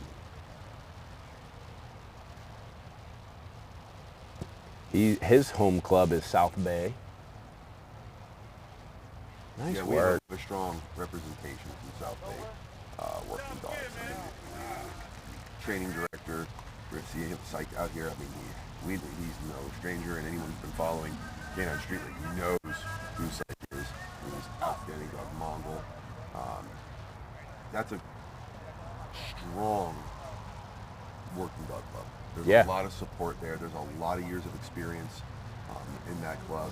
Anybody getting an opportunity to be a part of that club is benefiting really immensely. Yeah. As with all of our clubs. And you can see this dog is doing great. Yes. So you know they're doing the right Yeah, stuff. the performance is showing. It's a good looking dog, man. Again, I love this part. This is my favorite part of the obedience is this recall. Nice. Come on, baby. Come on back. Bring it in. The You know, old- and I always get a kick out of that. It's Yeah. like the dog he took a little mini tour. He said, "Don't worry, I'm going to get to where I got to get." And he came into a wonderful heel position, shoulder to knee. It was perfect. He just took a little detour. Not bad. You know, we all expect perfection, but it's not a remote control. They're not robots. Nope. They got a mind of their own. Nice job. Yeah, baby. You can tell between Craig and Joy, man. That's a special bond. Again. I was going to say it, but you know what? I said this time I'm going to let Bob say it. I may or may not have coined that term back in like 2012. May or may not. Love it. Should have You know, trademarked I'm it. taking a look around our field here. You know, we've been talking about the amount of spectators, the camaraderie that we see out here in between clubs. Yeah. There's no rivalry, but you know, it's also we got some awesome vendors here. And one of the nice things about a Canine Street League trial is that we talked about the food, but there's opportunities to interact with other members of the community in terms of, you know, providers, supplies. And what's interesting, this trial, we have virtual vendors. And what literally, there's people who have contributed to sponsor the event, and we, you know, as you walk around, there's little mini A-frames with QR codes. You know, everything from Underdog Supply Company that has really neat training vests that you can't wear out here. You won't see people wearing them out here, but you'll see them wearing them for training. K9 University online dog training. Happy Howies. They make really cool treat rolls for use in training. DSF Designs, who made that awesome Alan our I love the shirt. having these online, these virtual vendors here is a unique offering. So what folks can do is they can walk around, take out your cell phones, scan the QR code, and instantly interact. And each one of them is running various discounts or promotions for people who are here today. Well, here we go. We got Mr. Sykes. Great. I believe this is Archie and Gomer. Oh yeah, my bad. I did a quick eyeball that name. when he was up in the. I love that name, Gomer I Pie. was looking down and now I'm looking up.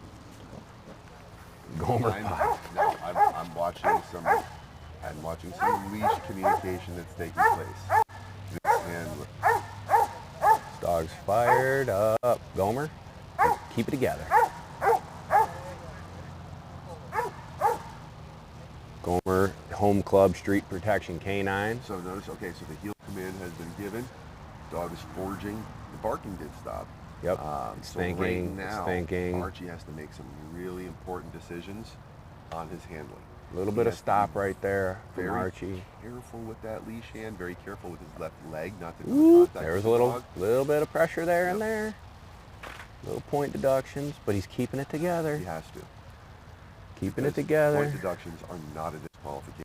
Right. It's just a point deduction. You have to play the long game in this, and you cannot let. It reminds me of tennis. I used to play tennis. Still do when I can. I love that sport.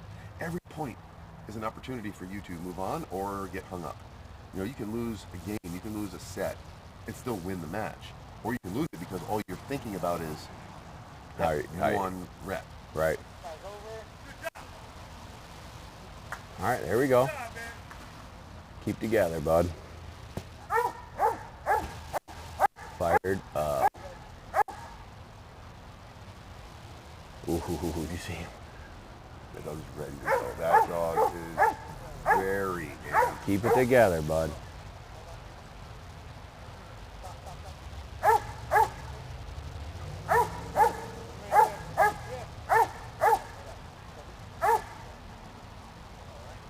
Oscar's doing a great job coaching him through what's going on here.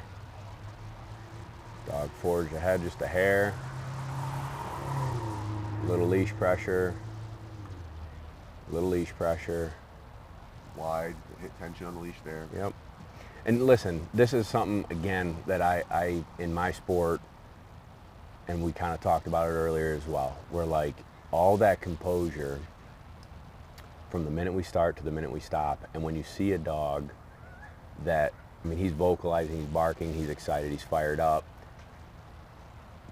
losing just a hair of that composure comes out in the work. Yep. Right? Nice. He's doing a great job. I'm not knocking it. I'm just saying these are things that I'm seeing as a trainer and handler that a dog is doing this behavior, barking, and is super fired up. No wonder he's forging a little bit. No wonder he's gotten a couple little leash corrections here and there, because we have a little bit of looseness right here. Mm-hmm. Okay? We tighten this up, I bet you that would tighten up. Yes.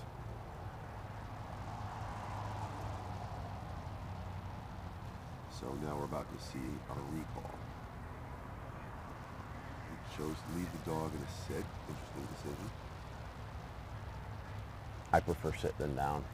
And for a lot of dogs, I prefer down over sit. Yeah. And to me, it's for the dog.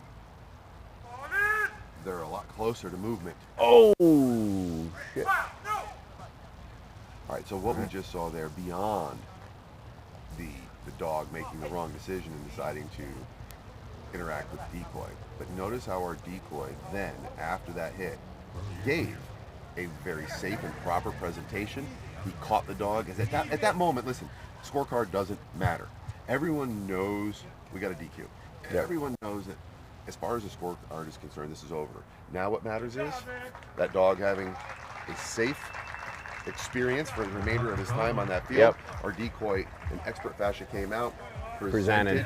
because he knew the dog was coming. At that point, not interacting with the dog is pointless because he could get hurt as a decoy or the dog could get hurt Right. from an unsafe catch. It's all right. He gave a presentation. He safely caught the dog, allowed the handler to come collect their dog. Again, Yeah. at that moment, scorecard doesn't matter. What matters is the dog and the safety of the dog in that. And our decoy. Yep. Yeah. Excellent work. So again, we look at the composure at the line, the dog's vocalizing, gonna have to make some corrections, da da da da da, and then Unfortunately, you can see it boiling from the beginning. Yeah. You know? You can see it kind of build up, build up. I told their decoys, just give him a bite. If he's coming to him, give him a bite, catch him the way you're gonna catch him. Because what ends up happening, if you would have given another recall command, like after that esquive, and the dog would have gone to him, and then there would have been room for the handler to say, hey, well, he didn't bite, and I called him back, and he came to me. right. That's why I told Corley to give him the bite. Yep. Automatic DQ. Yep. So Oscar came over and Confirmed what we were talking about. Confirmed what we were talking about. It's automatic DQ, and the decoys are instructed that if that were to happen, give the dog the bite. Yep. And then it's also black and white as far as the scorecard goes, where There's no room for there's no room for debate. Like if he recalled the dog a second time, and the dog stopped what he was doing, got composure, and went and healed, there may be a debate between handler and judge saying, no, my dog did it, and the judge says, no. He was attempting to do the dirty work. Sorry, Gomer. So now we got Susan Swanson in Zion. That's our first dog that we've seen today. Make a mistake like that. Has decided to dance with the decoys during obedience. Like that. I like that, dude. When you play with fire, you're gonna get burned, baby. And again, you could see, Oscar made the comment, you could see it building. It was. You could see it building. Intense.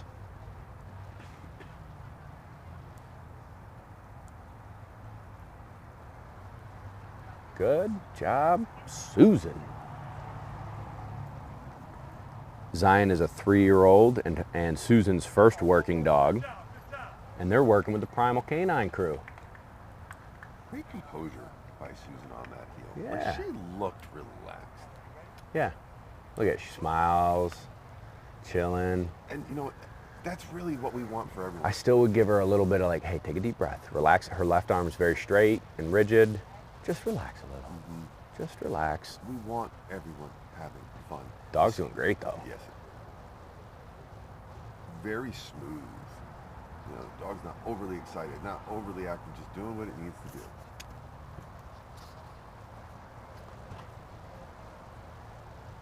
I love this teamwork. You know what? I like seeing women in the sport too. And I know that's probably a chauvinist thing to say, so I gotta dance on this edge. But like, it is a more male, and in my sport, it's a more male-dominated industry and niche and game. And to see ladies come out and crush and set an example for other ladies to feel confident to come out and do it, they're like an ambassador for the sport. So it's awesome to see these ladies come out here and perform at a high level and have fun doing things with their dog, man. There's nothing beats it. So it comes from I don't mean it in a mean way. I think it's freaking awesome that they're out here enjoying their dog, the bond with their dog. Man down over there, man down. Come on, baby, get there. Yeah, great control. Right down the Back in pipes. Position. Right Love down to the see pipes. that. Nice.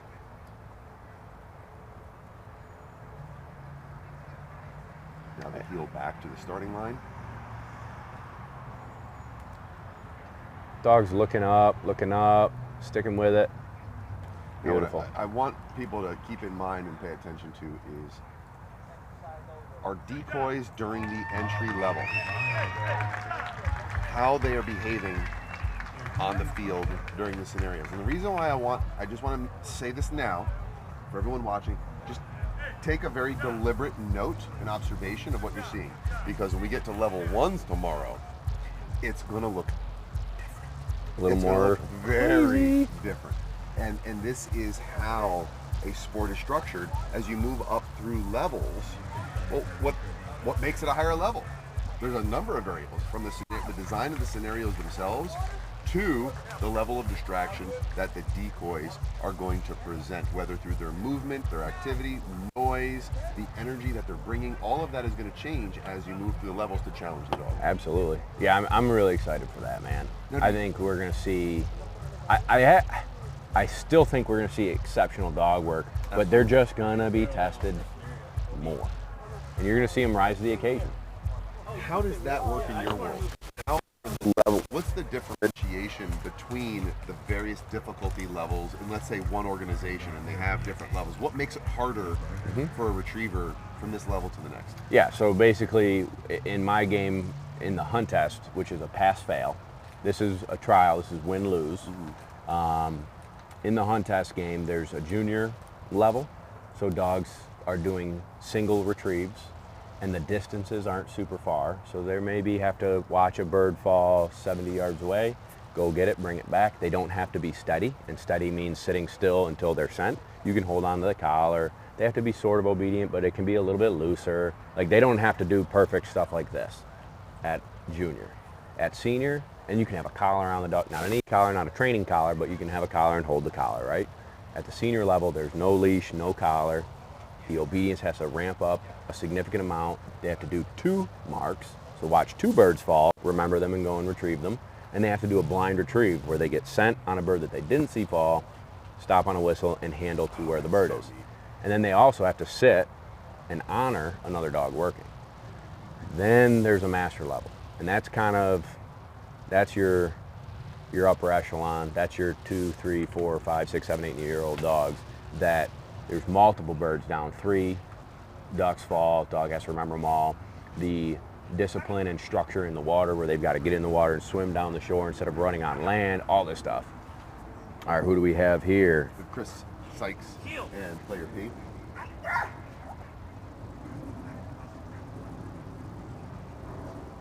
Now they're hail from Elevated K9.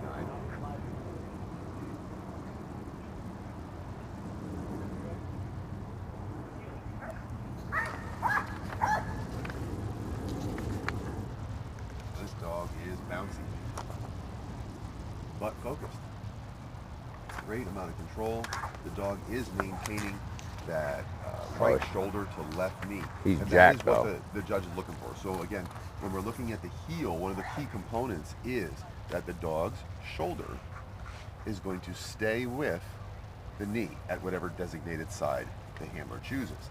We don't want the dog forging, which is where the dog moves ahead. You don't want How them about all the lagging. bouncing, though? Not an issue. He's from Elevated Bite Club, and his bio, we came to play. That's it. Nice job. Way to keep the composure. He didn't go bananas. A little bit of love there. But very smooth. Yep. Like, I wouldn't want to amp this dog up anymore. No. This dog you want to keep in this level of control. Look at that heel work. Yep. I would be real conscious of any sort of added excitement that the dog's feeling. Bounce, bounce. Tight heel, though. Nice, relaxed lead. That is beautiful work. I mean, that dog's not even paying attention to the decoys. What decoys? Exactly. He's just looking straight up. Maybe a little tension on the leash on that turn, but Well, maybe not. Look how. Here's what's happened: is the leash, and where the leash has become attached to the collar is now on the dog's outside. So what then happened is the leash is coming across the dog's body. That would be something that, as a handler, I would fix that right now. That was his time to fix it. Yeah. Because that was his time where he's allowed to interact with the dog for a moment. There you go. Look at him do it right there. He just adjusted it. I can't wait to see this dog do the bite work. Yes. So in comparison to the dog we watched that went out for biting one of our decoys, he's being a little vocal. He's on the edge of that controlled chaos. It's exciting to watch. Let's see how he interacts with decoys on this one. I think he's going to do great. I think he's going to do fine, because here's the difference. In the other dog, yeah, we had a lot of vocalization, but we could see that there was, the control wasn't there. Right. The dog was out of position. Right. That handler was struggling mentally and emotionally to Here we keep that go. dog in the correct position. Beautiful. Here's Player P with a wonderful recall. I'm Nice. not surprised at all. No, I'm not either. Here we had vocalization, and that healing style, for some dogs, that's a very natural thing that they do. It isn't a result of excessive drive or over exuberance. It's It's who they are. Boom, that's how they're going to do it. And what I look at is, yes, I see this body movement, but let's look at the dog's head.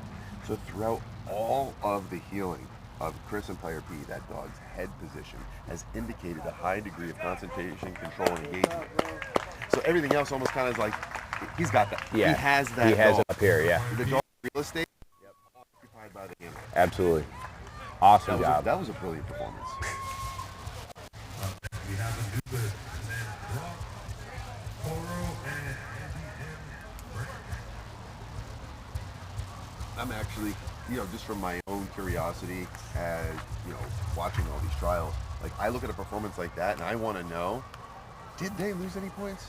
Because in the back of my mind, I'm watching it. I can't watch it with the same level of focus that the judge does, because that's the judge's singular focus. Exactly. We're here, we're talking with you guys, we're watching, there's a lot going on. So, there's things that I'm going to miss because I'm talking or I'm not watching for that second. Exactly. I watched that performance. Yeah, I don't even know if I said a word, I feel like.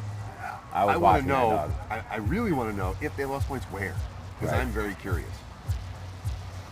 Yeah, that was solid work, man. I enjoyed watching that.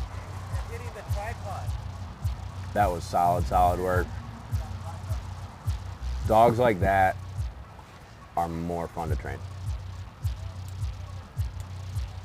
They give it 110% at everything. There is a certain level. There's a not a certain level. There's a high degree of truth behind something that some people don't like talking about it.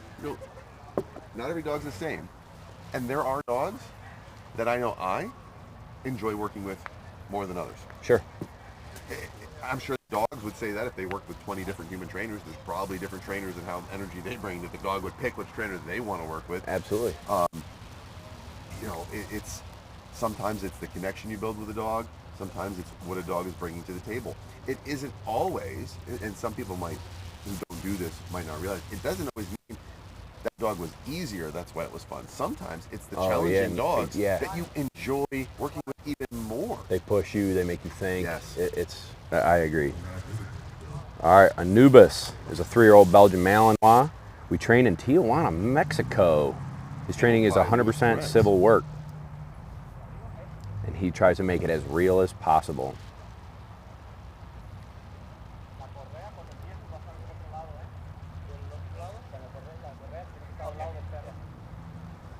And that's something that's always in. Beautiful. Look at the dog. I love that coat color too. Yeah, that is very sweet. Something that is always in the mind of, trainers and handlers in this venue is trying to make it as real as possible, but at the end of the day, it's never real unless it's real. I think that's a struggle to make it as real, but there's a certain amount of adrenaline, there's hormonal activity, there's state of mind. Oh, there's some leash pressure right there. Ooh, come on, son. That's always going to be present. Oh, come on. All right, so we're seeing that Anubis is definitely interested in these decoys a little bit more. But you know what? It's also he's distracted by the people and other things like that too. It doesn't look like he's ready to do a bite. But he's distracted with all the distractions around, right? Where the dog we saw before, super hyper focused, straight up at his handler. This dog is looking around, checking out the people taking pictures, looking at a decoy, give it a little sniff.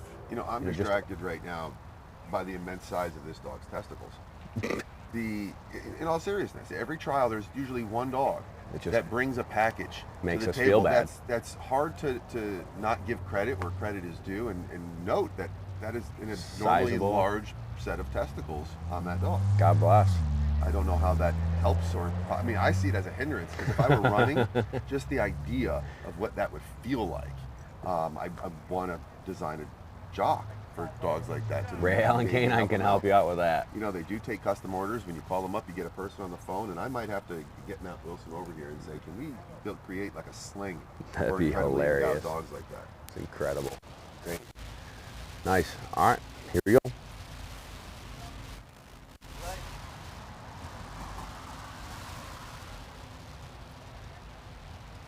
We have now begun our recall scenario. You see all our decoys standing in line. And this is one of my favorite calls I've seen across sports. And it comes from what's about to happen next. As the handler gives the recall command, the Goes decoys outside, goes do that outside. split. Good. Anubis Still good. formed a recall. He didn't come straight down the pipe, but he did not get distracted, or he did not engage with any of the decoys. And that's really what we're hoping doesn't happen, is actual engagement. A little bit of a roundabout way. Fine, he got to where he had to go. Yeah, did fine.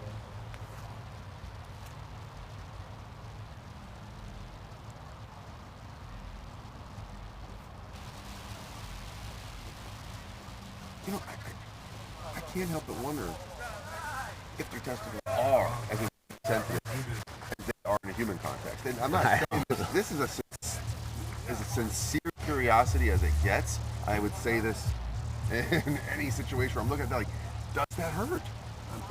I doubt it. I doubt it. It can't. I get it. I mean, it would hurt. Yeah, but they're built different.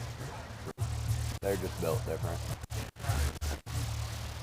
Is that Ford? Built different. Built Ford tough. I don't know. I just felt like that was a truck commercial. Wow. Next. On our group of dogs. We down to the end almost of our obedience portion. We have Jonathan Williams and Bronx. And that's one thing. That's another thing that you said about a street league trial is the organization, the flow of competitors, of dogs coming onto the field, coming off from staging. It's very smooth. There's no what's going on here. There's no where's the next dog.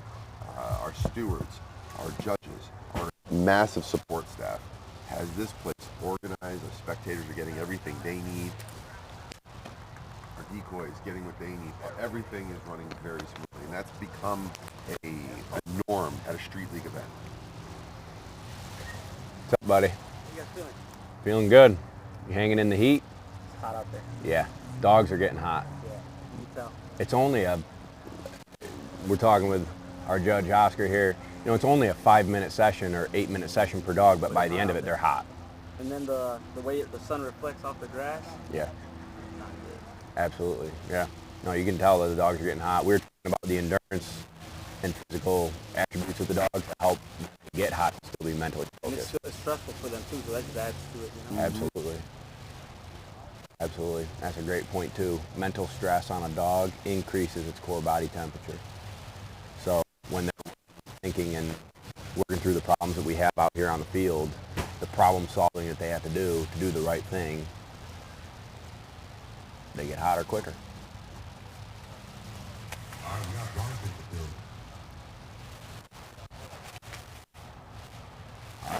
Bronx, the Rottweiler. Nice. Yeah.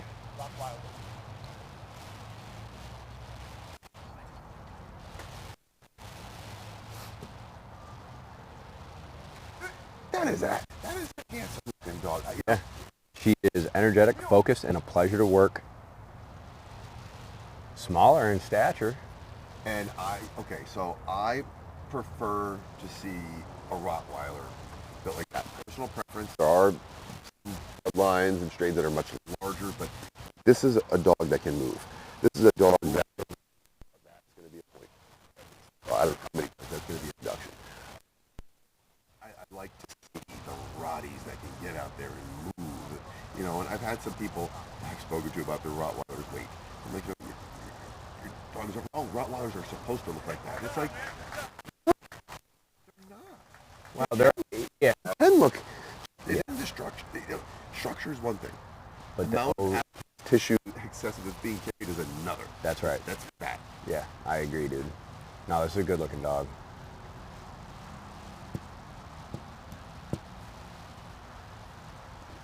She's doing a nice job. So he's a former mental health worker and is pursuing a career in music and dog training. Love it. You know, Nice job. the amount of emotional awareness you have to have as a handler, trainer, it's huge. Let me ask you, ooh, taking a shit poop on the field. That's an automatic DQ. Automatic DQ. Dang, dude. Shit happens. Resist. I mean, Forrest Gump. That's that movie quote. Yeah. I'm sorry to see, man. And folks, the reason why we're saying this is because a dog defecating on the field is Automatic out disqualification.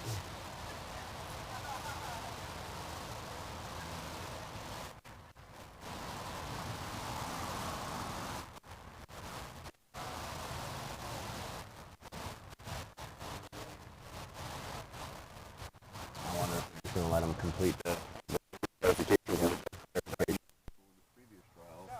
I mean, it's right here in the rules, so we'll see what Oscar has to say. You know, he came to play. Let the man finish his job. Let the dog see the picture. Yep. Come back stronger next time.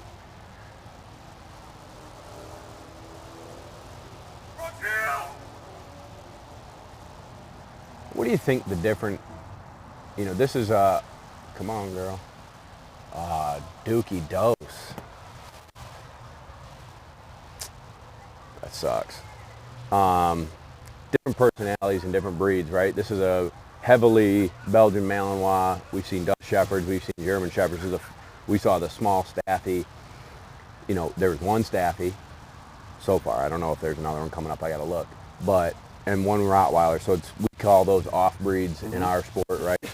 Chesapeakes. If I've got 60 dogs in a master test, maybe 1 or 2 Chesapeakes. Those are going to be Labradors.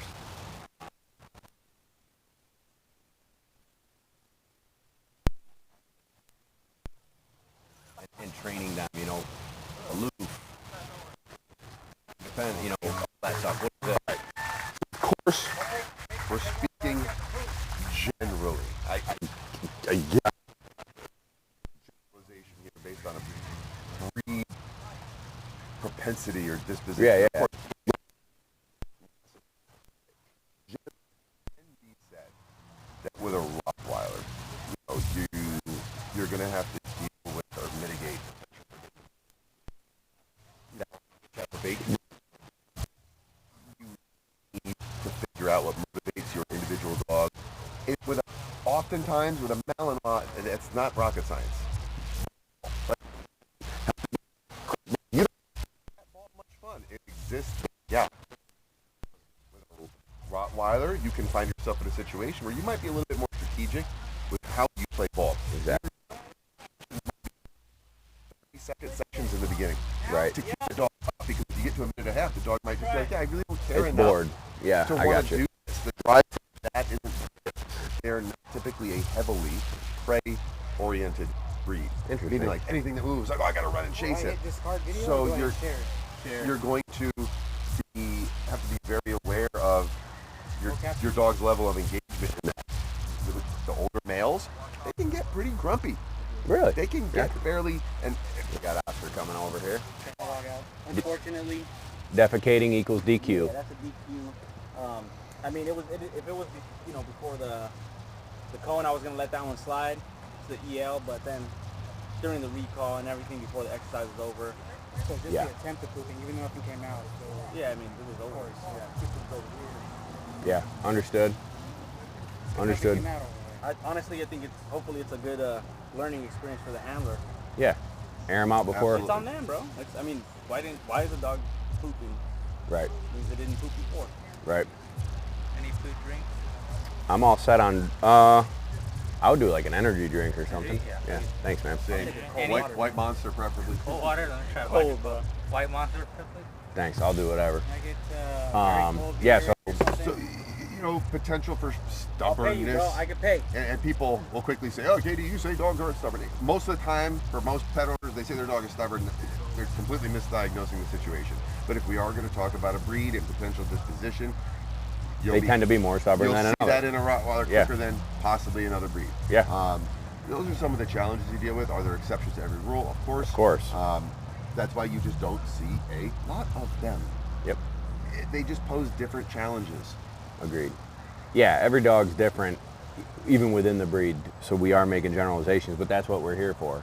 You know, so when, you know, as people learn about this and they're trying to pick the right breed for their family and the game, that's what you're working towards. Do I want to, you know, and same with the Chesapeake for my world, right? Chesapeakes, not all of them, but a lot of them, you need to keep it fun, keep it exciting, shorter sessions. If they get bored, it's not as fun for them. And they've usually, their work output goes down because they're bored. It's not that they can't do it or don't know what they're doing, it's they just are bored. All right. So Bronx, unfortunately, DQ'd due to the doo-doo. So, you know, knowing that you get automatically disqualified if your dog goes to the bathroom on the field, I'm going to make sure that I take mine for a good long walk, get everything out, put them back up, get them some water, whatever, but I'm going to make sure they're cleared out before it's go time. All right, stepping onto the field right now. We have David Gilmore, his dog, MBM, right?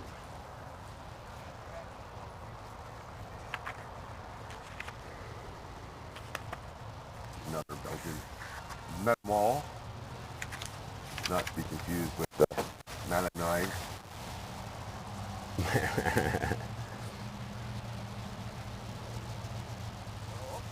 This is his first protection dog.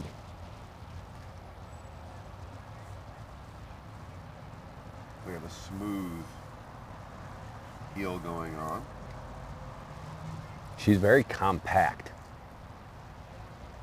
You know what I mean? Yes, not an overly leggy or... No, nice compact dog, a little bit longer coat than some of the other dogs we saw. Now with the Malinois, you will see some variation in coat type.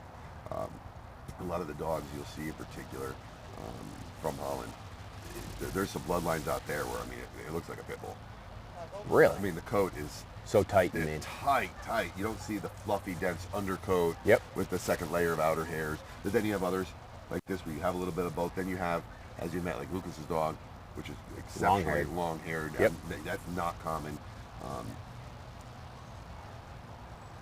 A lot of variety. I will say, having had dogs in my home that have that undercoat, there's a reason why I don't have one in my home right now. Shaggy, get that I'm vacuum still out. finding hair from the German Shepherd I had 2 years ago. I love German Shepherds. So one of the things we were talking with Oscar earlier too is the heat, right? It's hot in the sun, it's hot, the grass is reflecting the sun and the heat to the dogs. Mental pressure of doing these exercises is tough on a dog mentally, and ipso facto increases the core temperature of the dog, gets them hot. The hotter the dog is, the less focus they're going to be able to do on their job. That's why it's important to have a physically fit dog. The healthier your dog is, the greater their capability to do work, to do what they were bred and designed to do, physiologically. Yeah. Keep them healthy, so all systems, and there's multiple systems within the dog that work to assure efficiency. You know, here's something that, believe it or not, a lot of people still don't know this, but you know, you never want to shave a dog. Oh yeah, no. I mean, people will see these heavily coated dogs and they'll say, "Oh, let It's me hot out." shave the dog to make them hot." No, those coats are designed to do a job. And when you take Nice job. that insulation away, and then if you have the dog out in the sun, the dog has lost the ability to deflect some of that Yep. that heat coming from the You're sun. absolutely right, man. They'll cook even more. Like, don't shave your dog, folks. Yep. Absolutely right. Nice job. We see this a lot in the pet dog world. Golden retrievers get buzz cuts. And then on the other side, people putting clothing on their dogs. Oh yeah. Now, it's one thing if you have that need to take that selfie, whatever, but get the dang shirt, the jacket off the dog, because you know people will get out in 40-degree weather and they'll think because they're chilly that the dog must be chilly. It's like, no, just because I got nip-ons doesn't mean the dog does. That's you right. know, they're actually thriving in that 40-degree weather. They're like, finally, I can run around without being hot. That's right. You put a man-made something on it, you've now upset the system. Yep. The system for shedding heat, for maintaining body temperature. You threw a wrench in there. Yeah. Now it's not operating the way nature intends, and that could be a problem. It's just not necessary. have any other dogs coming up? We do. Oh, all right. Dig the music, the jams that are brought to us here at Canine Street League. All right, we're taking a break. Short break.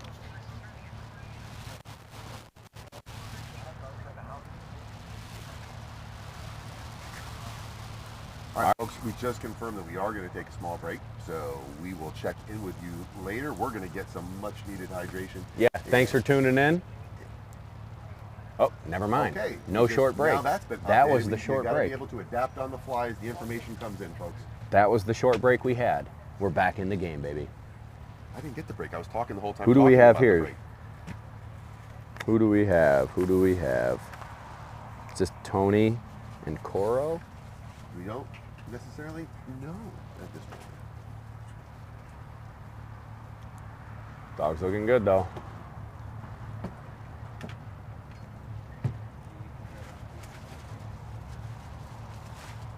So one thing we are seeing is as they're making left turns, what they have to be cautious about is if it's a dog on the left side, when you're turning into the dog, you have to watch that dog handler contact.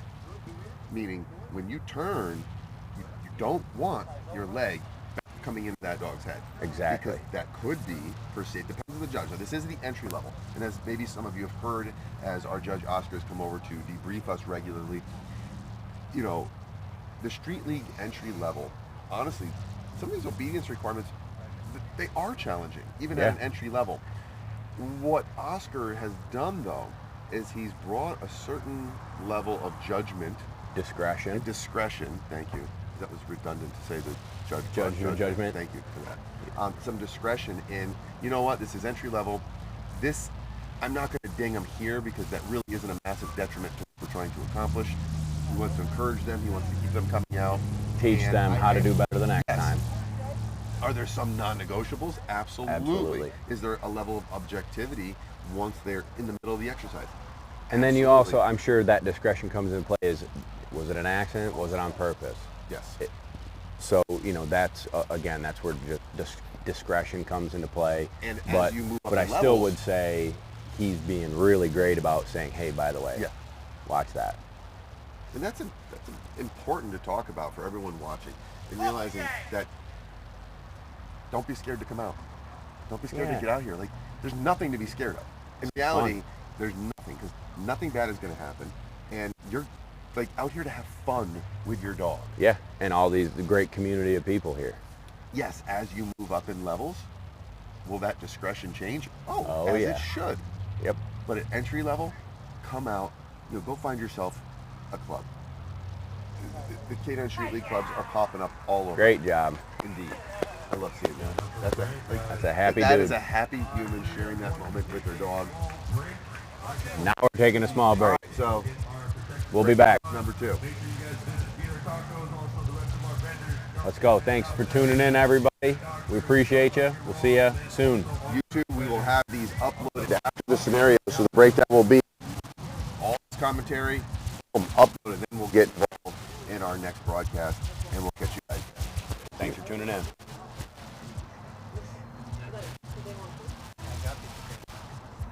Ooh.